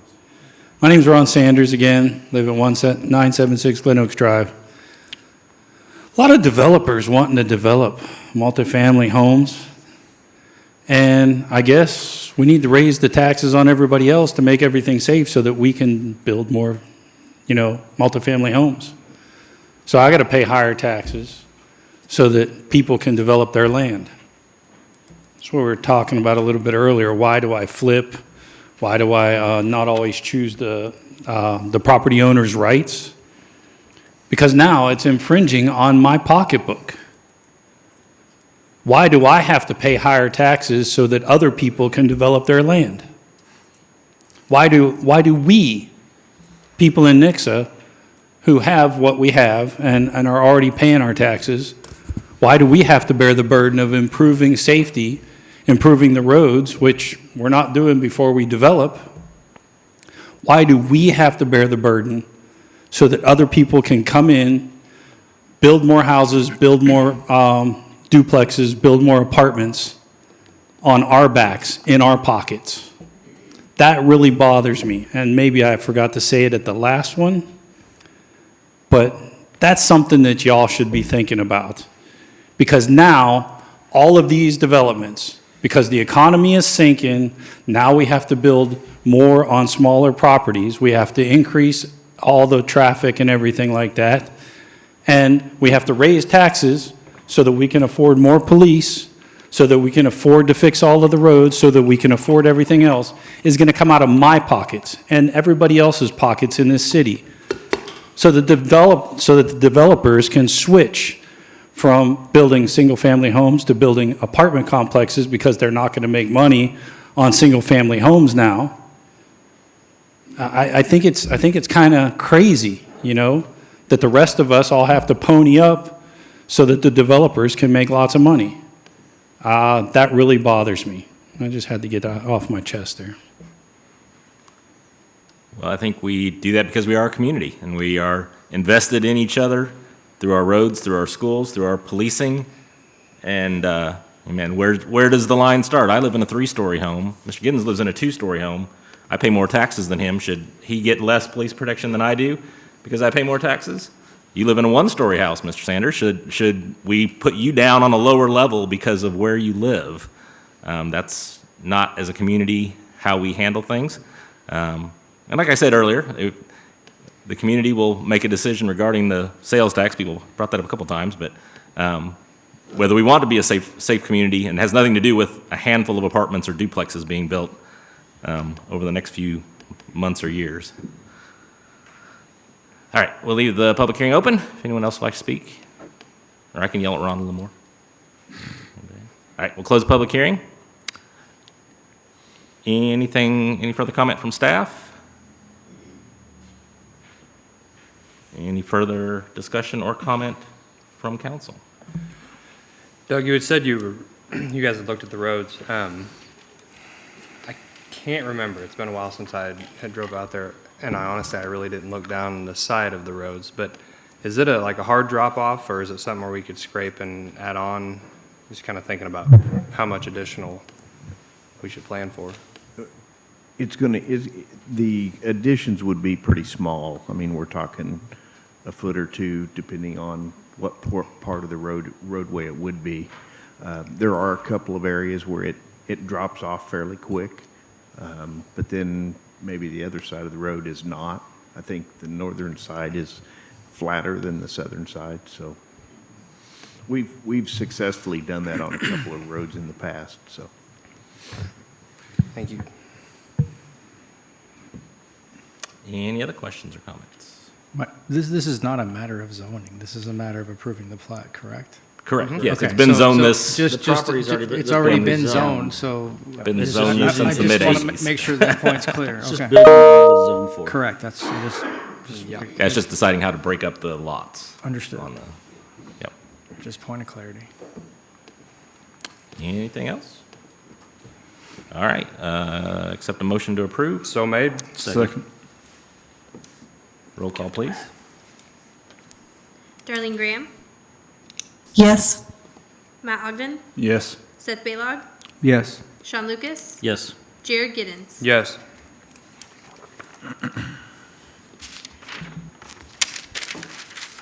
Second reading Council Bill number 2023-03, an ordinance of the Council of the City of Nixa, rezoning the real property generally located in the 400 block of South Main Street from a high-density multifamily R3 to a planned unit development. Mayor, council, good evening. This is for the rezone of approximately 8.11 acres of land located in the 400 block of South Main Street. The property was partially developed in 2007 with a road infrastructure and utilities installed, but there has been no buildings on the site since or ever. There was originally a condo plat associated with this property, but the current property owner has since removed it. That condo plat showed an arrangement of roughly 54 dwelling units, all duplexes at the time.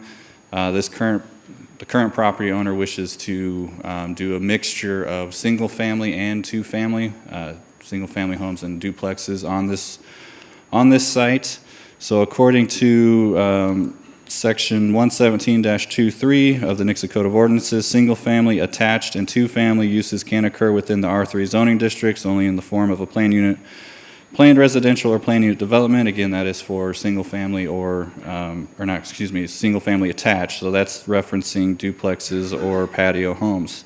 But then when you go to Section 117-214, which is the PUD section, it states that all uses in R1 single-family, R4 two-family, and R3 high-density multifamily zone districts can occur within a planned unit development residential district. So that is what the current property owner is proposing. So the property is currently vacant, contains no buildings. It is bounded by single-family zone property to the south, single-family structures and South Main Street to the east, single-family structures in an apartment complex to the west, and single-family zone property and R3 zone property to the north. So the proposed land use change is consistent with the pattern of development in the vicinity. The subject property already has access to South Main Street, which is a collector level road, which will require a traffic impact study to be performed. There have been 2 previous ones based off the same density that is currently proposed, so there may not be necessarily any improvements required, but we still require the study to be performed. So the site currently has access or has municipal water, sanitary sewer, and electric utilities on site and of sufficient capacity to serve this residential zoning change. The property has existing stormwater infrastructure. You can see in the southwest portion of the site plan there. It was overdeveloped in 2006, which means it can handle more impervious area than what is being proposed for this development. There is a lot of stormwater that runs through there, and you can see that it also contains a FEMA flood zone as where it discharges onto the property to the south. The property owner is requesting a density change as part of the PUD, so he is requesting 7.1 dwelling units per acre. This is obviously well below the current zone. Current zoning is R3 of the property, so this is well below what the current zoning density is. So the site plan submitted shows 45 new dwelling units. So if you go off of, which will be a mixture of single-family structures and duplexes, so the max density for the site is 57 dwelling units. And again, the site plan is showing 45. So some of the changes, or the specific change that the PUD document is requesting, which is different than our current zoning district, is the setbacks for the buildings. They are proposing to have a front yard setback of 12 feet, which will extend from South Main Street, which is for the purpose of those buildings along the little road that extends to the south there. And then the side yard setback is 8 feet. Current standards for R3 zone districts is the front yard setback of 20 feet and the side of 12. Beyond that, the PUDR is not necessarily requesting any other zoning or any other changes beyond what our current zoning districts or current zoning code allows. So any development will still refer back to our currently adopted ordinances. So a public hearing was held January 3rd at the Planning and Zoning Commission. During the public hearing, concerned neighbor approached the commission to voice his concerns about additional stormwater flowing off the property. Again, the neighbor has a FEMA floodplain that runs across his property and next to his house. So there is obviously additional concerns there, but again, the site is containing its stormwater and releasing it at the same historical flow as it has in the past. So the Planning and Zoning Commission voted unanimously to recommend approval to City Council. Staff has reviewed this PUDR and finds it to be in substantial conformance with Section 117-215, which is the review criteria for PUDs, and staff recommends approval of this application. If you have any questions, I'm available. Any questions? They already have roads and everything in there? Mm-hmm. Yeah, That's there's from a already previous- that looped road in there. It's been there since 2007. Nice. So it looks like, if I'm following the math correctly, we're adding an additional, the request is to be able to add an additional 12 units, is that right? We went from 45 originally to 57 potentially now? No, so the site plan that they have here, which will regulate their development, shows 45 dwelling units. The site can handle 57, but that's right, not okay. what they're proposing. Okay, understood. And so do we know what the mixture is roughly of what those? It's right there. It's a mixture of single-family homes and duplexes. I haven't necessarily counted the exact number there, but it's Yeah, on the site. that was my question. I didn't know if you had that available. Looks like there's 8 single family and Yeah, I think there's 9. Yeah, 8 or kind 9. of tucked in there. They're mixed in between. 17, 18 duplexes.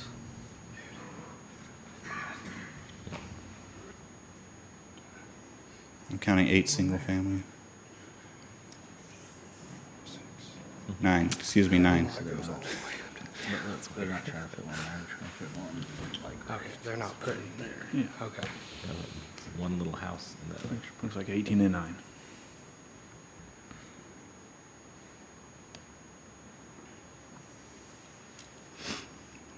Any other questions?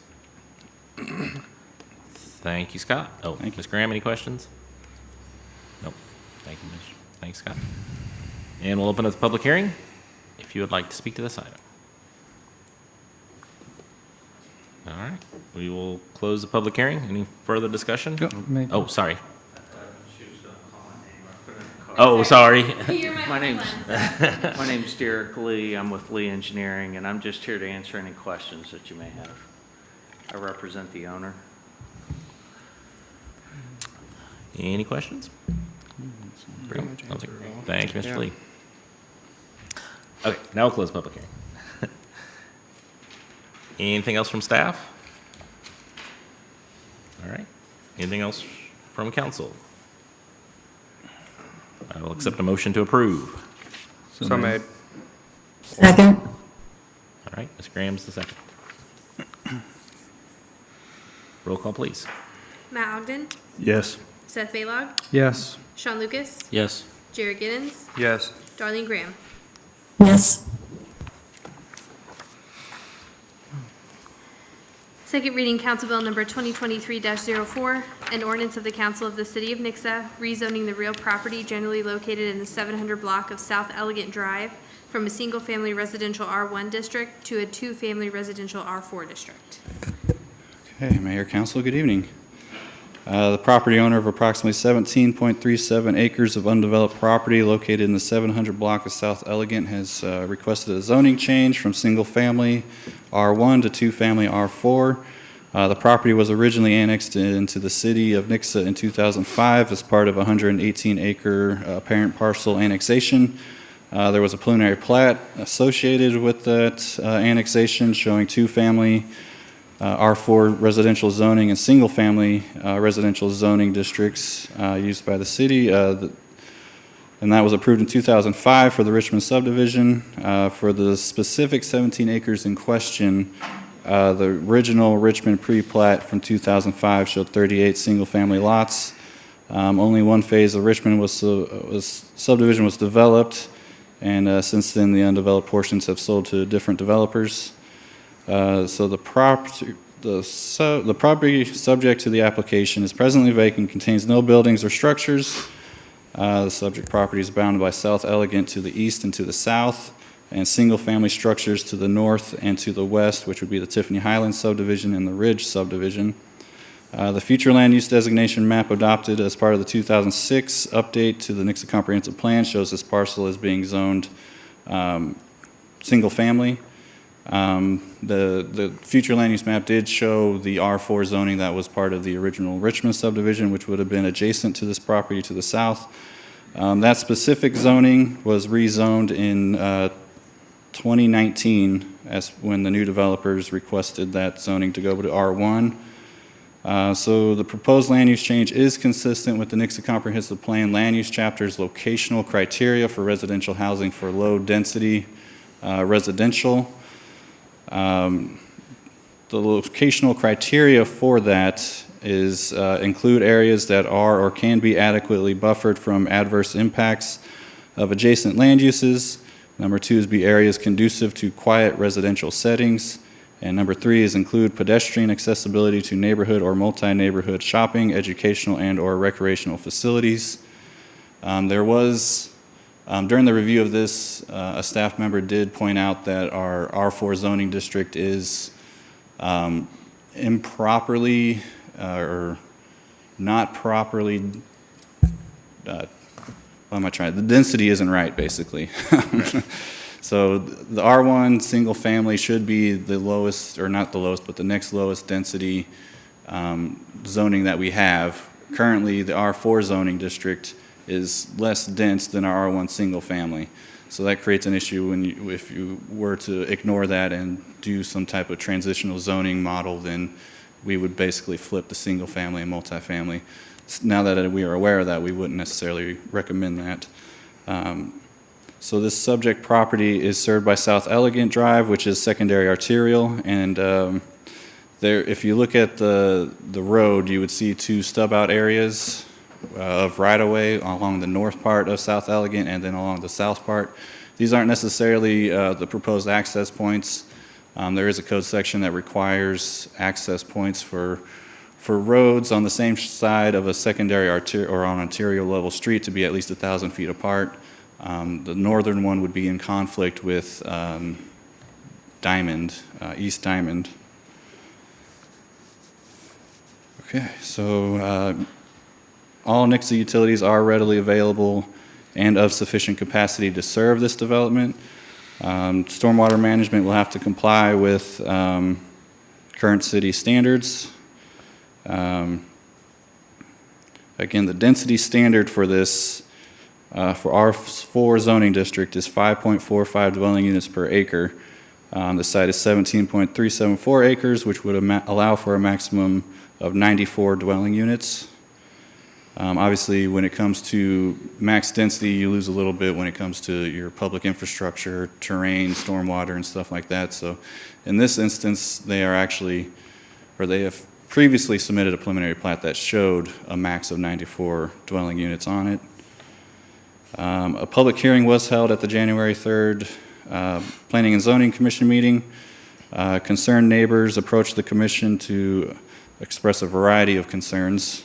Among them are potential rental properties will cause an increase in crime, increase in traffic, and the impacts it could have on the neighborhood kids playing in the area, decrease in property values, bad soil to build upon, stormwater impacts on the detention basin in the Richmond subdivision, traffic speed on Elegant. They feel this rezone does not comply with the comprehensive plan, overcrowded schools, and county roads in the area that cannot handle more traffic. The Planning and Zoning Commission voted 4-3 to not recommend approval to City Council. The Planning and Zoning Commissioners did not offer any justification for their no votes. Staff is recommending approval based off of the locational criteria found in the comp plan for low-density residential, which is currently where the R4 zoning district falls, which is in between that 1 to 6 dwelling units per acre. If you have any questions, I'm available. Any questions? Any questions, Ms. Graham? Nope. All right. Thank you, Scott. We don't need to see you for several more meetings. We're good. We got our whole Scott time in.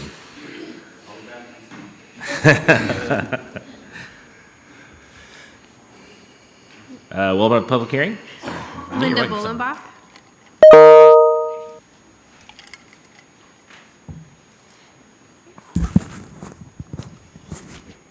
Good evening. I'm Linda Bolenbach, and I live at the corner of East Ridge and South Ridge, and that's where the road is stubbed in. That would be through traffic from the parcel that we're talking about right now, about rezoning. And that's right now it's just a little road that doesn't go through, where all the kids ride their bikes, and we live in a neighborhood where folks walk their dogs. I shared all of that last time, so I'm not going to reiterate all of that. I know that it was mentioned that the Zoning and Planning Commission did vote 4-3 not to rezone this property, and I was pleased to know that they were listening to the concerns of the neighborhood, most of them being safety concerns, overcrowding concerns. I know some were concerned about property value as well. And also, I know that 10 petitions that were notarized were turned in by the folks that live within 185 feet of this property. So we didn't quite make that 30% that we needed to require a supermajority vote this evening, but I hope that you do bear in mind that a significant number of the neighbors who are close to that property do have some of those concerns about safety. Most of all, I don't want to reiterate everything I said last time. I mostly want to just check on 2 questions. One was kind of addressed a little earlier, but I just want to be sure. I know the mayor, that you said at the last meeting that this is just to discuss rezoning, and that the proposed plans, that the builders can't be held to any of that. Is that correct? That is correct. And then where is that decided? How, who approves then the actual plans for how that's going to be developed? They would still need to get a plat approved, right, Scott? Yeah, so they would bring a plat, similar to what the people prior to this did, that's what I was about the wondering. duplexes. It comes back here again? Comes back again, yeah. Oh, and is it a public hearing again then too? Oh, okay. They'll go back through planning and zoning again, go through the whole process again. I see, okay. I think that's where they were trying to get it all at one time, but it just didn't, they didn't It get it doesn't worked work out right, that yeah. way always. Okay, that was my first question. My second question and final question was that the last time, 2 weeks ago when we met, it was suggested, recommended that members of council would take the time to go drive through that property, around that property, to have a look at it, because it really is, that proposed area is really an island in the middle of single-family dwellings all the way around. And I wonder, did any of you have the opportunity to do that? Yeah. And thoughts about that? Your depiction's accurate, I mean, from my perspective. Yeah. Thank you. Thank you for taking the time to do that. I believe that was really important to the neighborhood. I sat there long enough until I was getting weird looks from the parents waiting Were for you- the school bus. And You that was weren't when I decided to go. I think you were. You know, they caught honestly- zooming You down probably the saw, road. I think I was right next to your house at one point. I think it was, because I was Great. getting a little creeped out. There was like car after car was like coming by and stopping. I'm glad to know that was you, because I was getting a I little need like a nervous. little sign on the truck for whenever I'm doing that.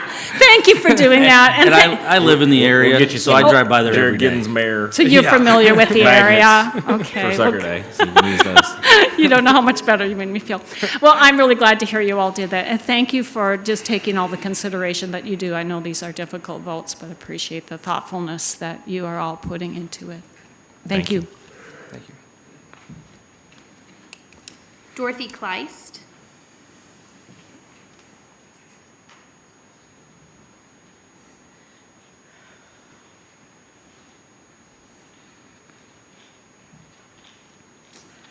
I'm Dorothy Kleist, and I live at 614 South Eastridge. And I have 9 points that I kind of want to touch on, so I'm going to talk kind of fast. As stated, this was originally zoned back in 2005 as single-family residency, and then there were some other areas around there that was actually rezoned as R4. But that particular area, they did state that that was originally zoned as the single-family. Like the previous person said, we are completely surrounded by the single families all around it. There is nothing else that goes around that at all. Now, I did have the pleasure of speaking and sitting next to the owner's wife who owns the property.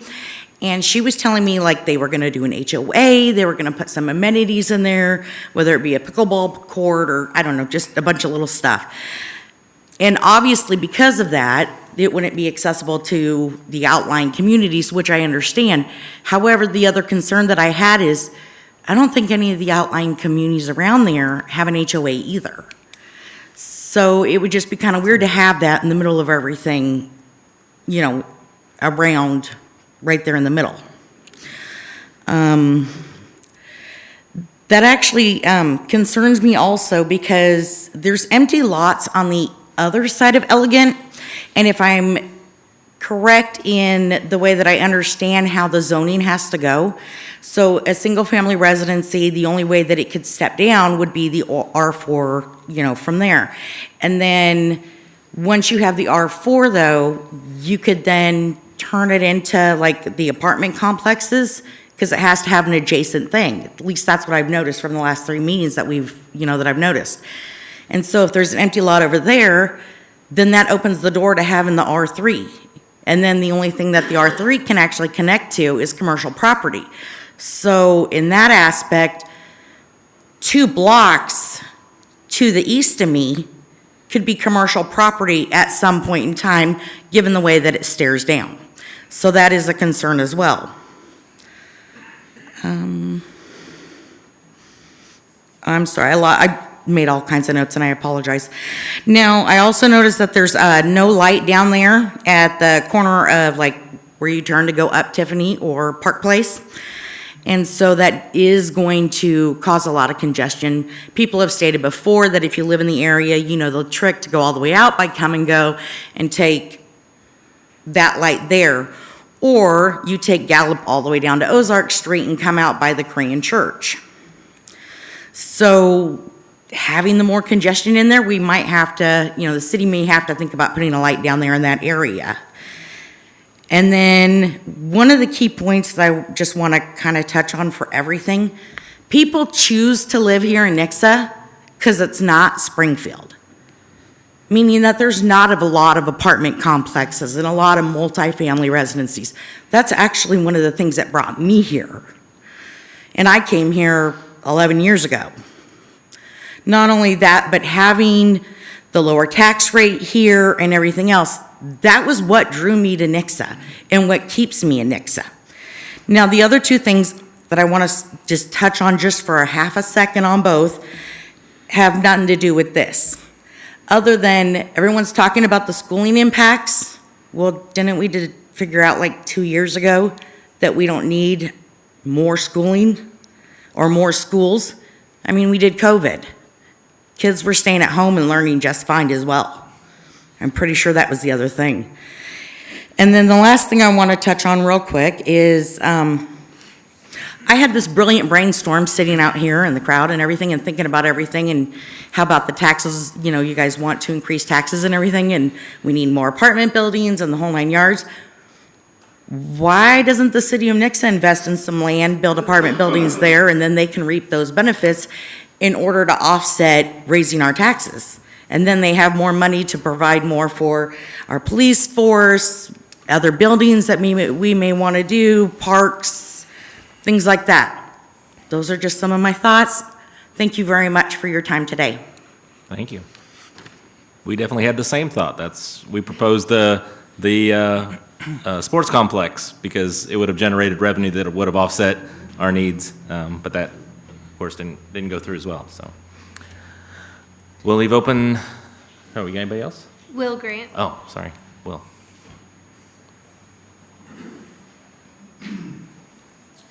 Why did that seem brilliant? Will Grant, property owner. Couple things just to make sure I'm clarifying that we do fall under the comprehensive plan. So what we're proposing does meet the criteria, right, Scott? Everything we're doing in the comprehensive plan? Based off current density standard, yes. Okay, so we do meet that. Okay, just wanted to make sure that we do that. And the other thing we need to clarify is single-family patio homes, it's the one and the same, right? So we're not doing duplexes, purely single-family homes, just joined together. We're going to have a lot of people there one way or the other for that piece of land, according to everyone. You know, it's 94 families versus 100 plus potentially if we maximize the residential single family. Okay, so it's really a moot point. We're still going to have the same amount of people there either way. It's not going to change anything, actually. So with that being said, we've addressed, there's traffic concerns, which other plat had to be pulled out, and I understand why. There was an entrance issue. We pulled it out. It's gone. We'll have to go back through that. So we have solved one big major concern for those neighbors on Diamond, which was eliminating the intersection over the hill. So that's been taken care of. We've come up with 4 acres of dedicated green space in that land there. We're going to have to plant trees. We've already notated 200 new trees planted. And then the thing that I like as precedence, Tiffany Highlands is 3 blocks to the north, which, if I'm not mistaken, has patio homes, correct? Okay, so that's a 3-block radius. And if we go back to the original development, it had patio homes slated in it originally. So the comprehensive plan is all there. We're all short. We've already known what we're short, but we're not doing anything new. We're simply putting in single-family homes. So just to make sure there. So there is one thing that we need to talk about and really address. It's money. I have the exact same properties in Republic, Missouri. We've had this development in Republic since 2004. My property taxes for my buildings over there alone, just that go to the school, I pay $2,000 a year per building. So we do some quick math here. I take 47 buildings, I multiply it by 2,000 roughly, because I'm assuming our taxes would be similar to what those would be for the schools. I could be wrong, but I would assume they're similar. Be a little higher. And how far off am I? I don't know exactly versus Republic, but they'd be higher. So it'd be higher? Yes. Okay, so on Republic standards, 10 years, $1 million. $1 million I'm paying just to that line alone. That is just the schools. That has nothing to do with City of Nixa, which if it was similar to Republic, that would be about $14,000 a year. Multiply that by 47, and then multiply that by 10 years. That's not taking it all the way back. This land, guys, 2005. You're taking 16 acres, and you have to consider economics. You're taking 16 acres. You guys have not been reaping one benefit of any dollar bill coming in for the city, for police, for anything on that piece of property. So if we go back and we just say, okay, obviously it's not all about the money, I totally understand, but the concerns back there is school, teachers, I get it. Well, I'm suggesting a way to come up with about $2 to $3 million over about a 15-year period. It has to kind of stem in there somewhere. So I just want to bring it to your attention. Republic is growing for a reason in this sector because they see the benefit of it. There is 2 to 3, as far as I know, of new patio home developments in Republic right now. And again, it's not a Republic versus Nixa, but if we are similar cities, similar size growth patterns, and we're trying to accomplish certain things, you got to have money to pay for something, guys, at the end of the day. And keep in mind, we're not doing anything different. It's single-family homes, so I don't care how you cut and slice it. I know the neighbors don't want it, but it's no different. It's the exact same. So if we're going to keep that in perspective, I'm the owner. That's what I want to build. No one's done anything on that piece of property. It's not even a good piece of property. It's just a great location for us. And it achieves what we want to achieve with the fact that we can get the two-unit single families tied together. And it also is going to help address affordability. Everyone's talked about affordability. We've got major problems. Is it going to be the cheapest? No, but per square foot, it addresses the issue with current economic situation going on. So do you guys have any other questions for me as I close? Any questions? Okay. Thank you for your night. Appreciate you. Thank you. Anybody else? All right, we'll leave the public hearing open. If anybody else would like to speak, yes, sir.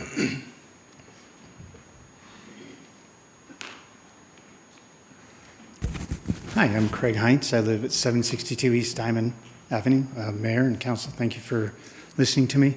I think I'm just going to put my thoughts out here. So I know we need to build relationships with the developers. Every developer comes up here and says, oh, I'm going to build the greatest thing ever, because nobody ever comes up here and tells you they're going to build a dump. So I appreciate that they do that, and that's, of course, that's the right thing to do. So we have to believe in what they're going to do, and we have to hold them accountable to what they say they're going to do. So I know Mr. Grant had mentioned last time he's kind of, his intention is to build the aesthetic that's in the neighborhood, which is, in my neighborhood, it's all brick with either hardy board or, some durable type of thing. And I hope that's still the intention. It's really no question for him. But then the other thing is, I kind of look at this as, if you go into a legal settlement with somebody and they say, we're going to give you $1 million if you just, be done. And you say, no way. And they go, okay, then we're just not going to give you anything.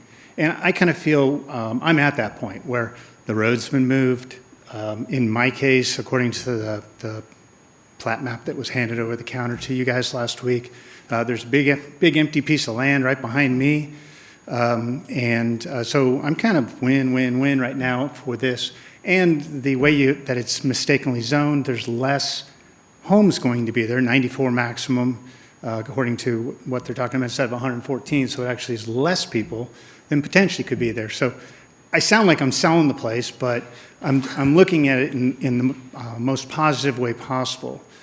From my back deck, I look out over this beautiful piece of open land, and the deer run by, and the water runs through there, and it's great, but it's not a forever thing. And so I'm kind of just looking to make my voice heard that, hey, if Mr. Grant's going to build things and he builds them nicely, then I can be for that, because it's going to be less than it could be. I would sure hate to see a trendsetter type house. That I don't know what story he told when he was going to put those houses up there on Cheyenne, but that is not what I would hope we would do the rest of Nixa. I mean, that's something that I think just the general population of Nixa drives by that and throws up in their mouth a little bit, because it's horrible. And so anyway, those are my thoughts. I can't say I'm for it, but I'm not against it at this point. And so thank you for your time. Thank you, sir. And we'll leave it open. Anybody else? All right. Oh, yes. Yes, ma'am.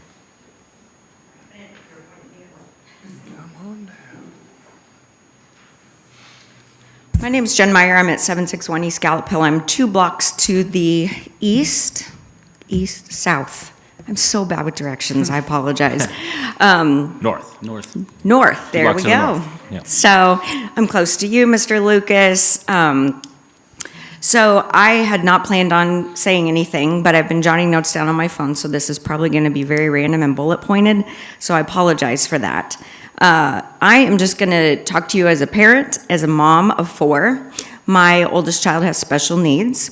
And unfortunately, because of the overpopulation and crowding in the schools currently, we had to send our child to a private school in Springfield so that she could thrive. She's now a freshman at MSU. She's in the neurodiverse program, which I'm so excited for her. But I'm super sad that we had to go outside of our community in order for her to be successful. Point 1, sorry. And my kids are texting me even right now. When are you going to be home? I understand that this plat may meet, or not plat, but this parcel may meet the density standards. But again, I'm going to talk to you as a parent here.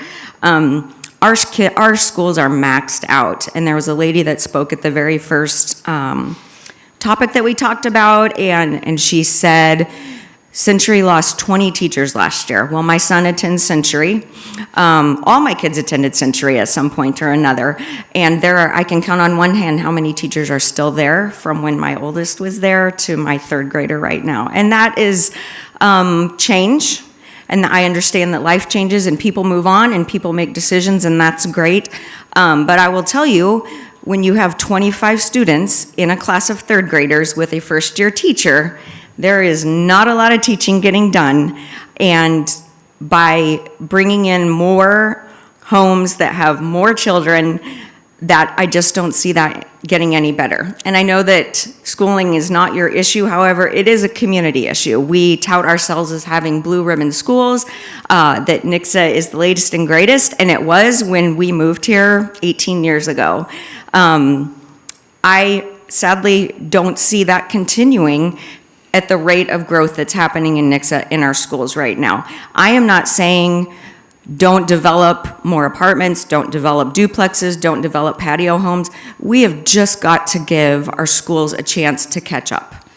I'm fortunate that I have a flexible job. I work from home, and so I am able to pick up one of my kiddos from high school. I have 2 in high school.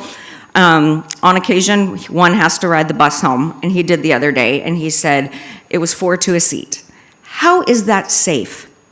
That has to be illegal. 4 high school students to a seat. So let's bring in more homes, more apartments that are going to have families, probably, I'm guessing, and probably rely on school transportation. Where are these kids going to sit? I mean, my son is 5'7", he's a grown man, and there's 4 grown men sitting to a seat. So that's a concern for me. That's not safe. My 3rd grader, he has 25 kids in his class with a first-year teacher. He said they spend more time getting out of a lesson and addressing discipline issues than actually teaching. That's a concern as well. So not only are, I don't want to say the bad kids, but the kids that need attention, they're getting it, but also then the good kids are being deprived as well, because their time of learning is they're not getting that because there's other issues that are being addressed. So all this being said, our schools, we need more teachers, we need to pay our teachers more, and we need more space. Century had that whole new wing added on. It's full. The classrooms are maxed out. Every single classroom closet space is occupied. So I just ask that let's just table bringing in more multifamily homes right now. Not saying never, but we just have got to give our current Nixa future leaders the education that they deserve.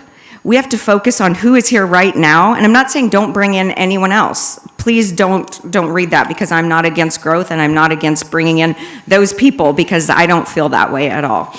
But we have to focus on who we have right now, because my kids are going to be the leaders of the community in the next generation. And we need to serve them. They're here right now, and offer them the very best that we can. So please, I'm going to say, respectfully, let's just wait on this, on bringing in more multifamily. Thank you. Thank you.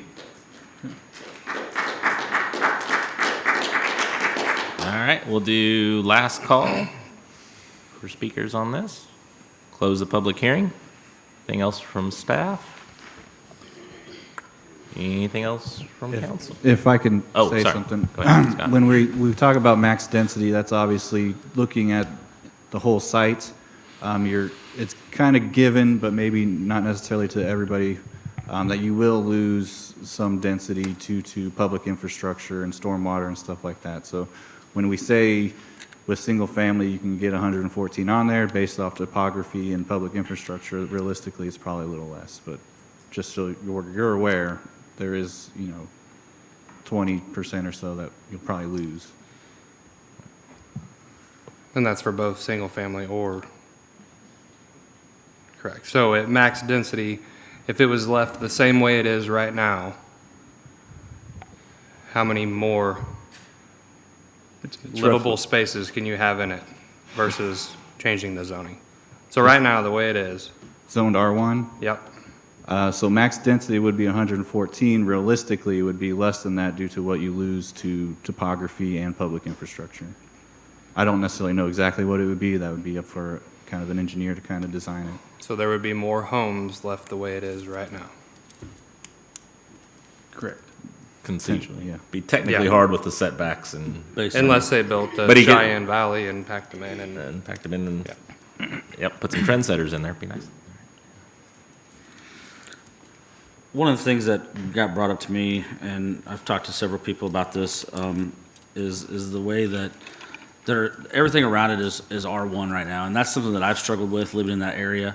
But looking back at the comprehensive plan, looking at the future use map, the area right across the street, just south of this spot of land, was originally R4. From the future site map from time ago. In 2019, Scott stated earlier that in 2019 that was rezoned to R1, and I believe that was because that's what the builder develops, is single-family homes. And I stated earlier that some of the decisions that we have to make is if it fits in this, and a two-family home built somewhat like a single-family home isn't out of character, I don't believe, with this area or with that section.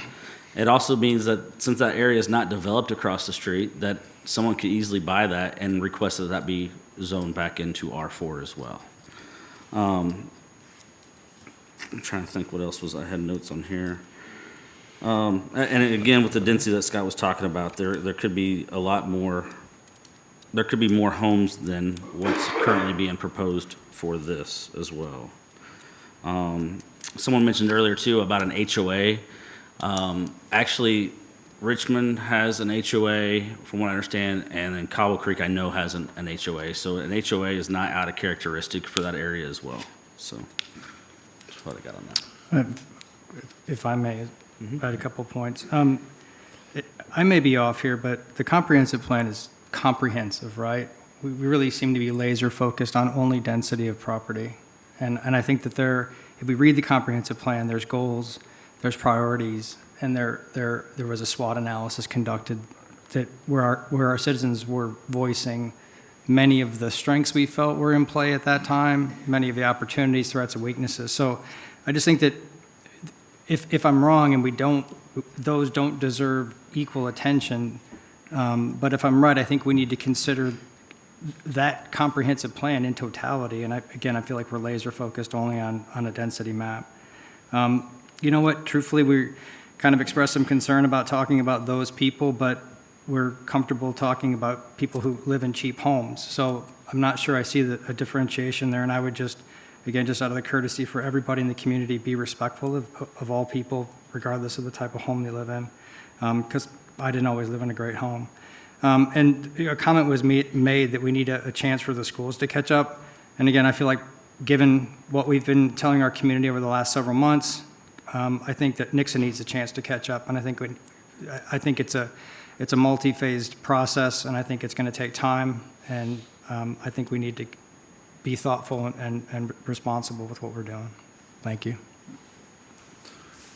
Yeah, and I agree that Nick's growing fast, but one thing I want us all to understand, that, for this piece of property right here, he can go build right now on it, single-family homes. So we can say no, we can say whatever on this. That doesn't stop growth. Okay, we have zoning all through Nixa, people can come build. So if we're building patio homes, if we're building single-family, it's coming. We can't stop that. You know, our schools are crowded. It's true. You know, that, once again, that is a school issue. I don't think a lot of people understand that the school and the city are two different things. I'll speak, my kids don't even go to Nixa Public School. They're in a private school. I support our schools here. I want Nixa to have a great school, but I want us to understand we are two different things. We do not control what the school does, and the school does not control what we do. We want to work together. We want Nixa to grow. We want our schools to be great. But understand, this actually reduces 10 homes, roughly. So that's, I mean, actually is doing what he's wanting to do. It's doing what you're asking, less people. So I want you to understand that, so.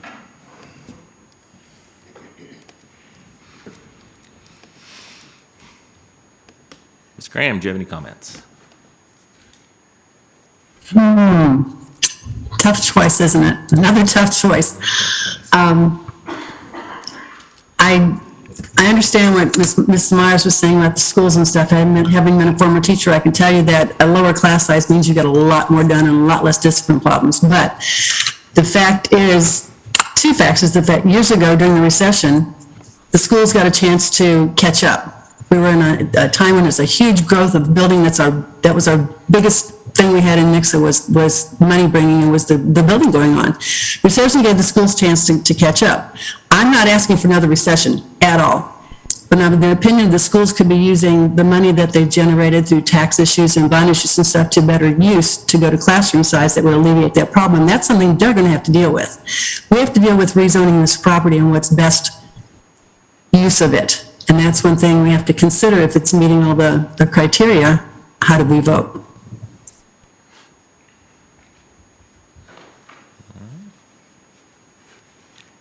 Very good comments. I'll reiterate Ms. Graham's comments on the school district. I went to school from second grade through high school at Nixa.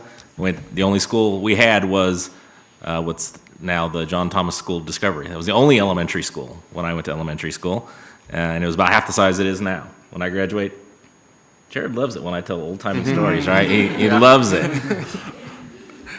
I can tell some too, Jared. I graduated from what's now the junior high. It was about a quarter of the size when I graduated, and it was the entire high school. So Nixa has been fighting and defeating rapid growth for more than 30 years. And I'm positive the school district will continue to do that and will continue to excel as they always have. That was all I had. So I will accept a motion to approve. Nobody has any more comments. Second. Roll call, please. Seth Baylock, No. Sean Lucas, It's a tough one. I'm gonna say yes. Jared Giddens, Yes. Darlene Graham, I'm with Sean, it's really, really tough, but I have to say yes, I'm sorry. Matt Ogden, Yes. All right. I believe that is the end of our agenda for this evening. Do we have anything else from staff? I don't think so, man. All right, we got out before 10 o'clock. There you go. Anything else from council? I would say, Oh, go ahead. yes, I would like to ask the builder to make sure, if at all possible, to make the exterior of these buildings you're going to put in as compatible as possible with the ones around them, that it's not going to stick out like a sore thumb and denigrate from the beauty of the buildings, of the houses that are already in that neighborhood. That is his plan. He's shaking his head to the affirmative. I will, of course, caution that he is held by nothing to do that, and I've gotten stuck by that too many times over the years, right? So, anything else from council? Mr. Lucas will have Oh, his yeah. liaison. Let's do it the second meeting. The second meeting. Sounds great. And I don't think anything else. All right, take a motion to adjourn. So made. Second. All in favor?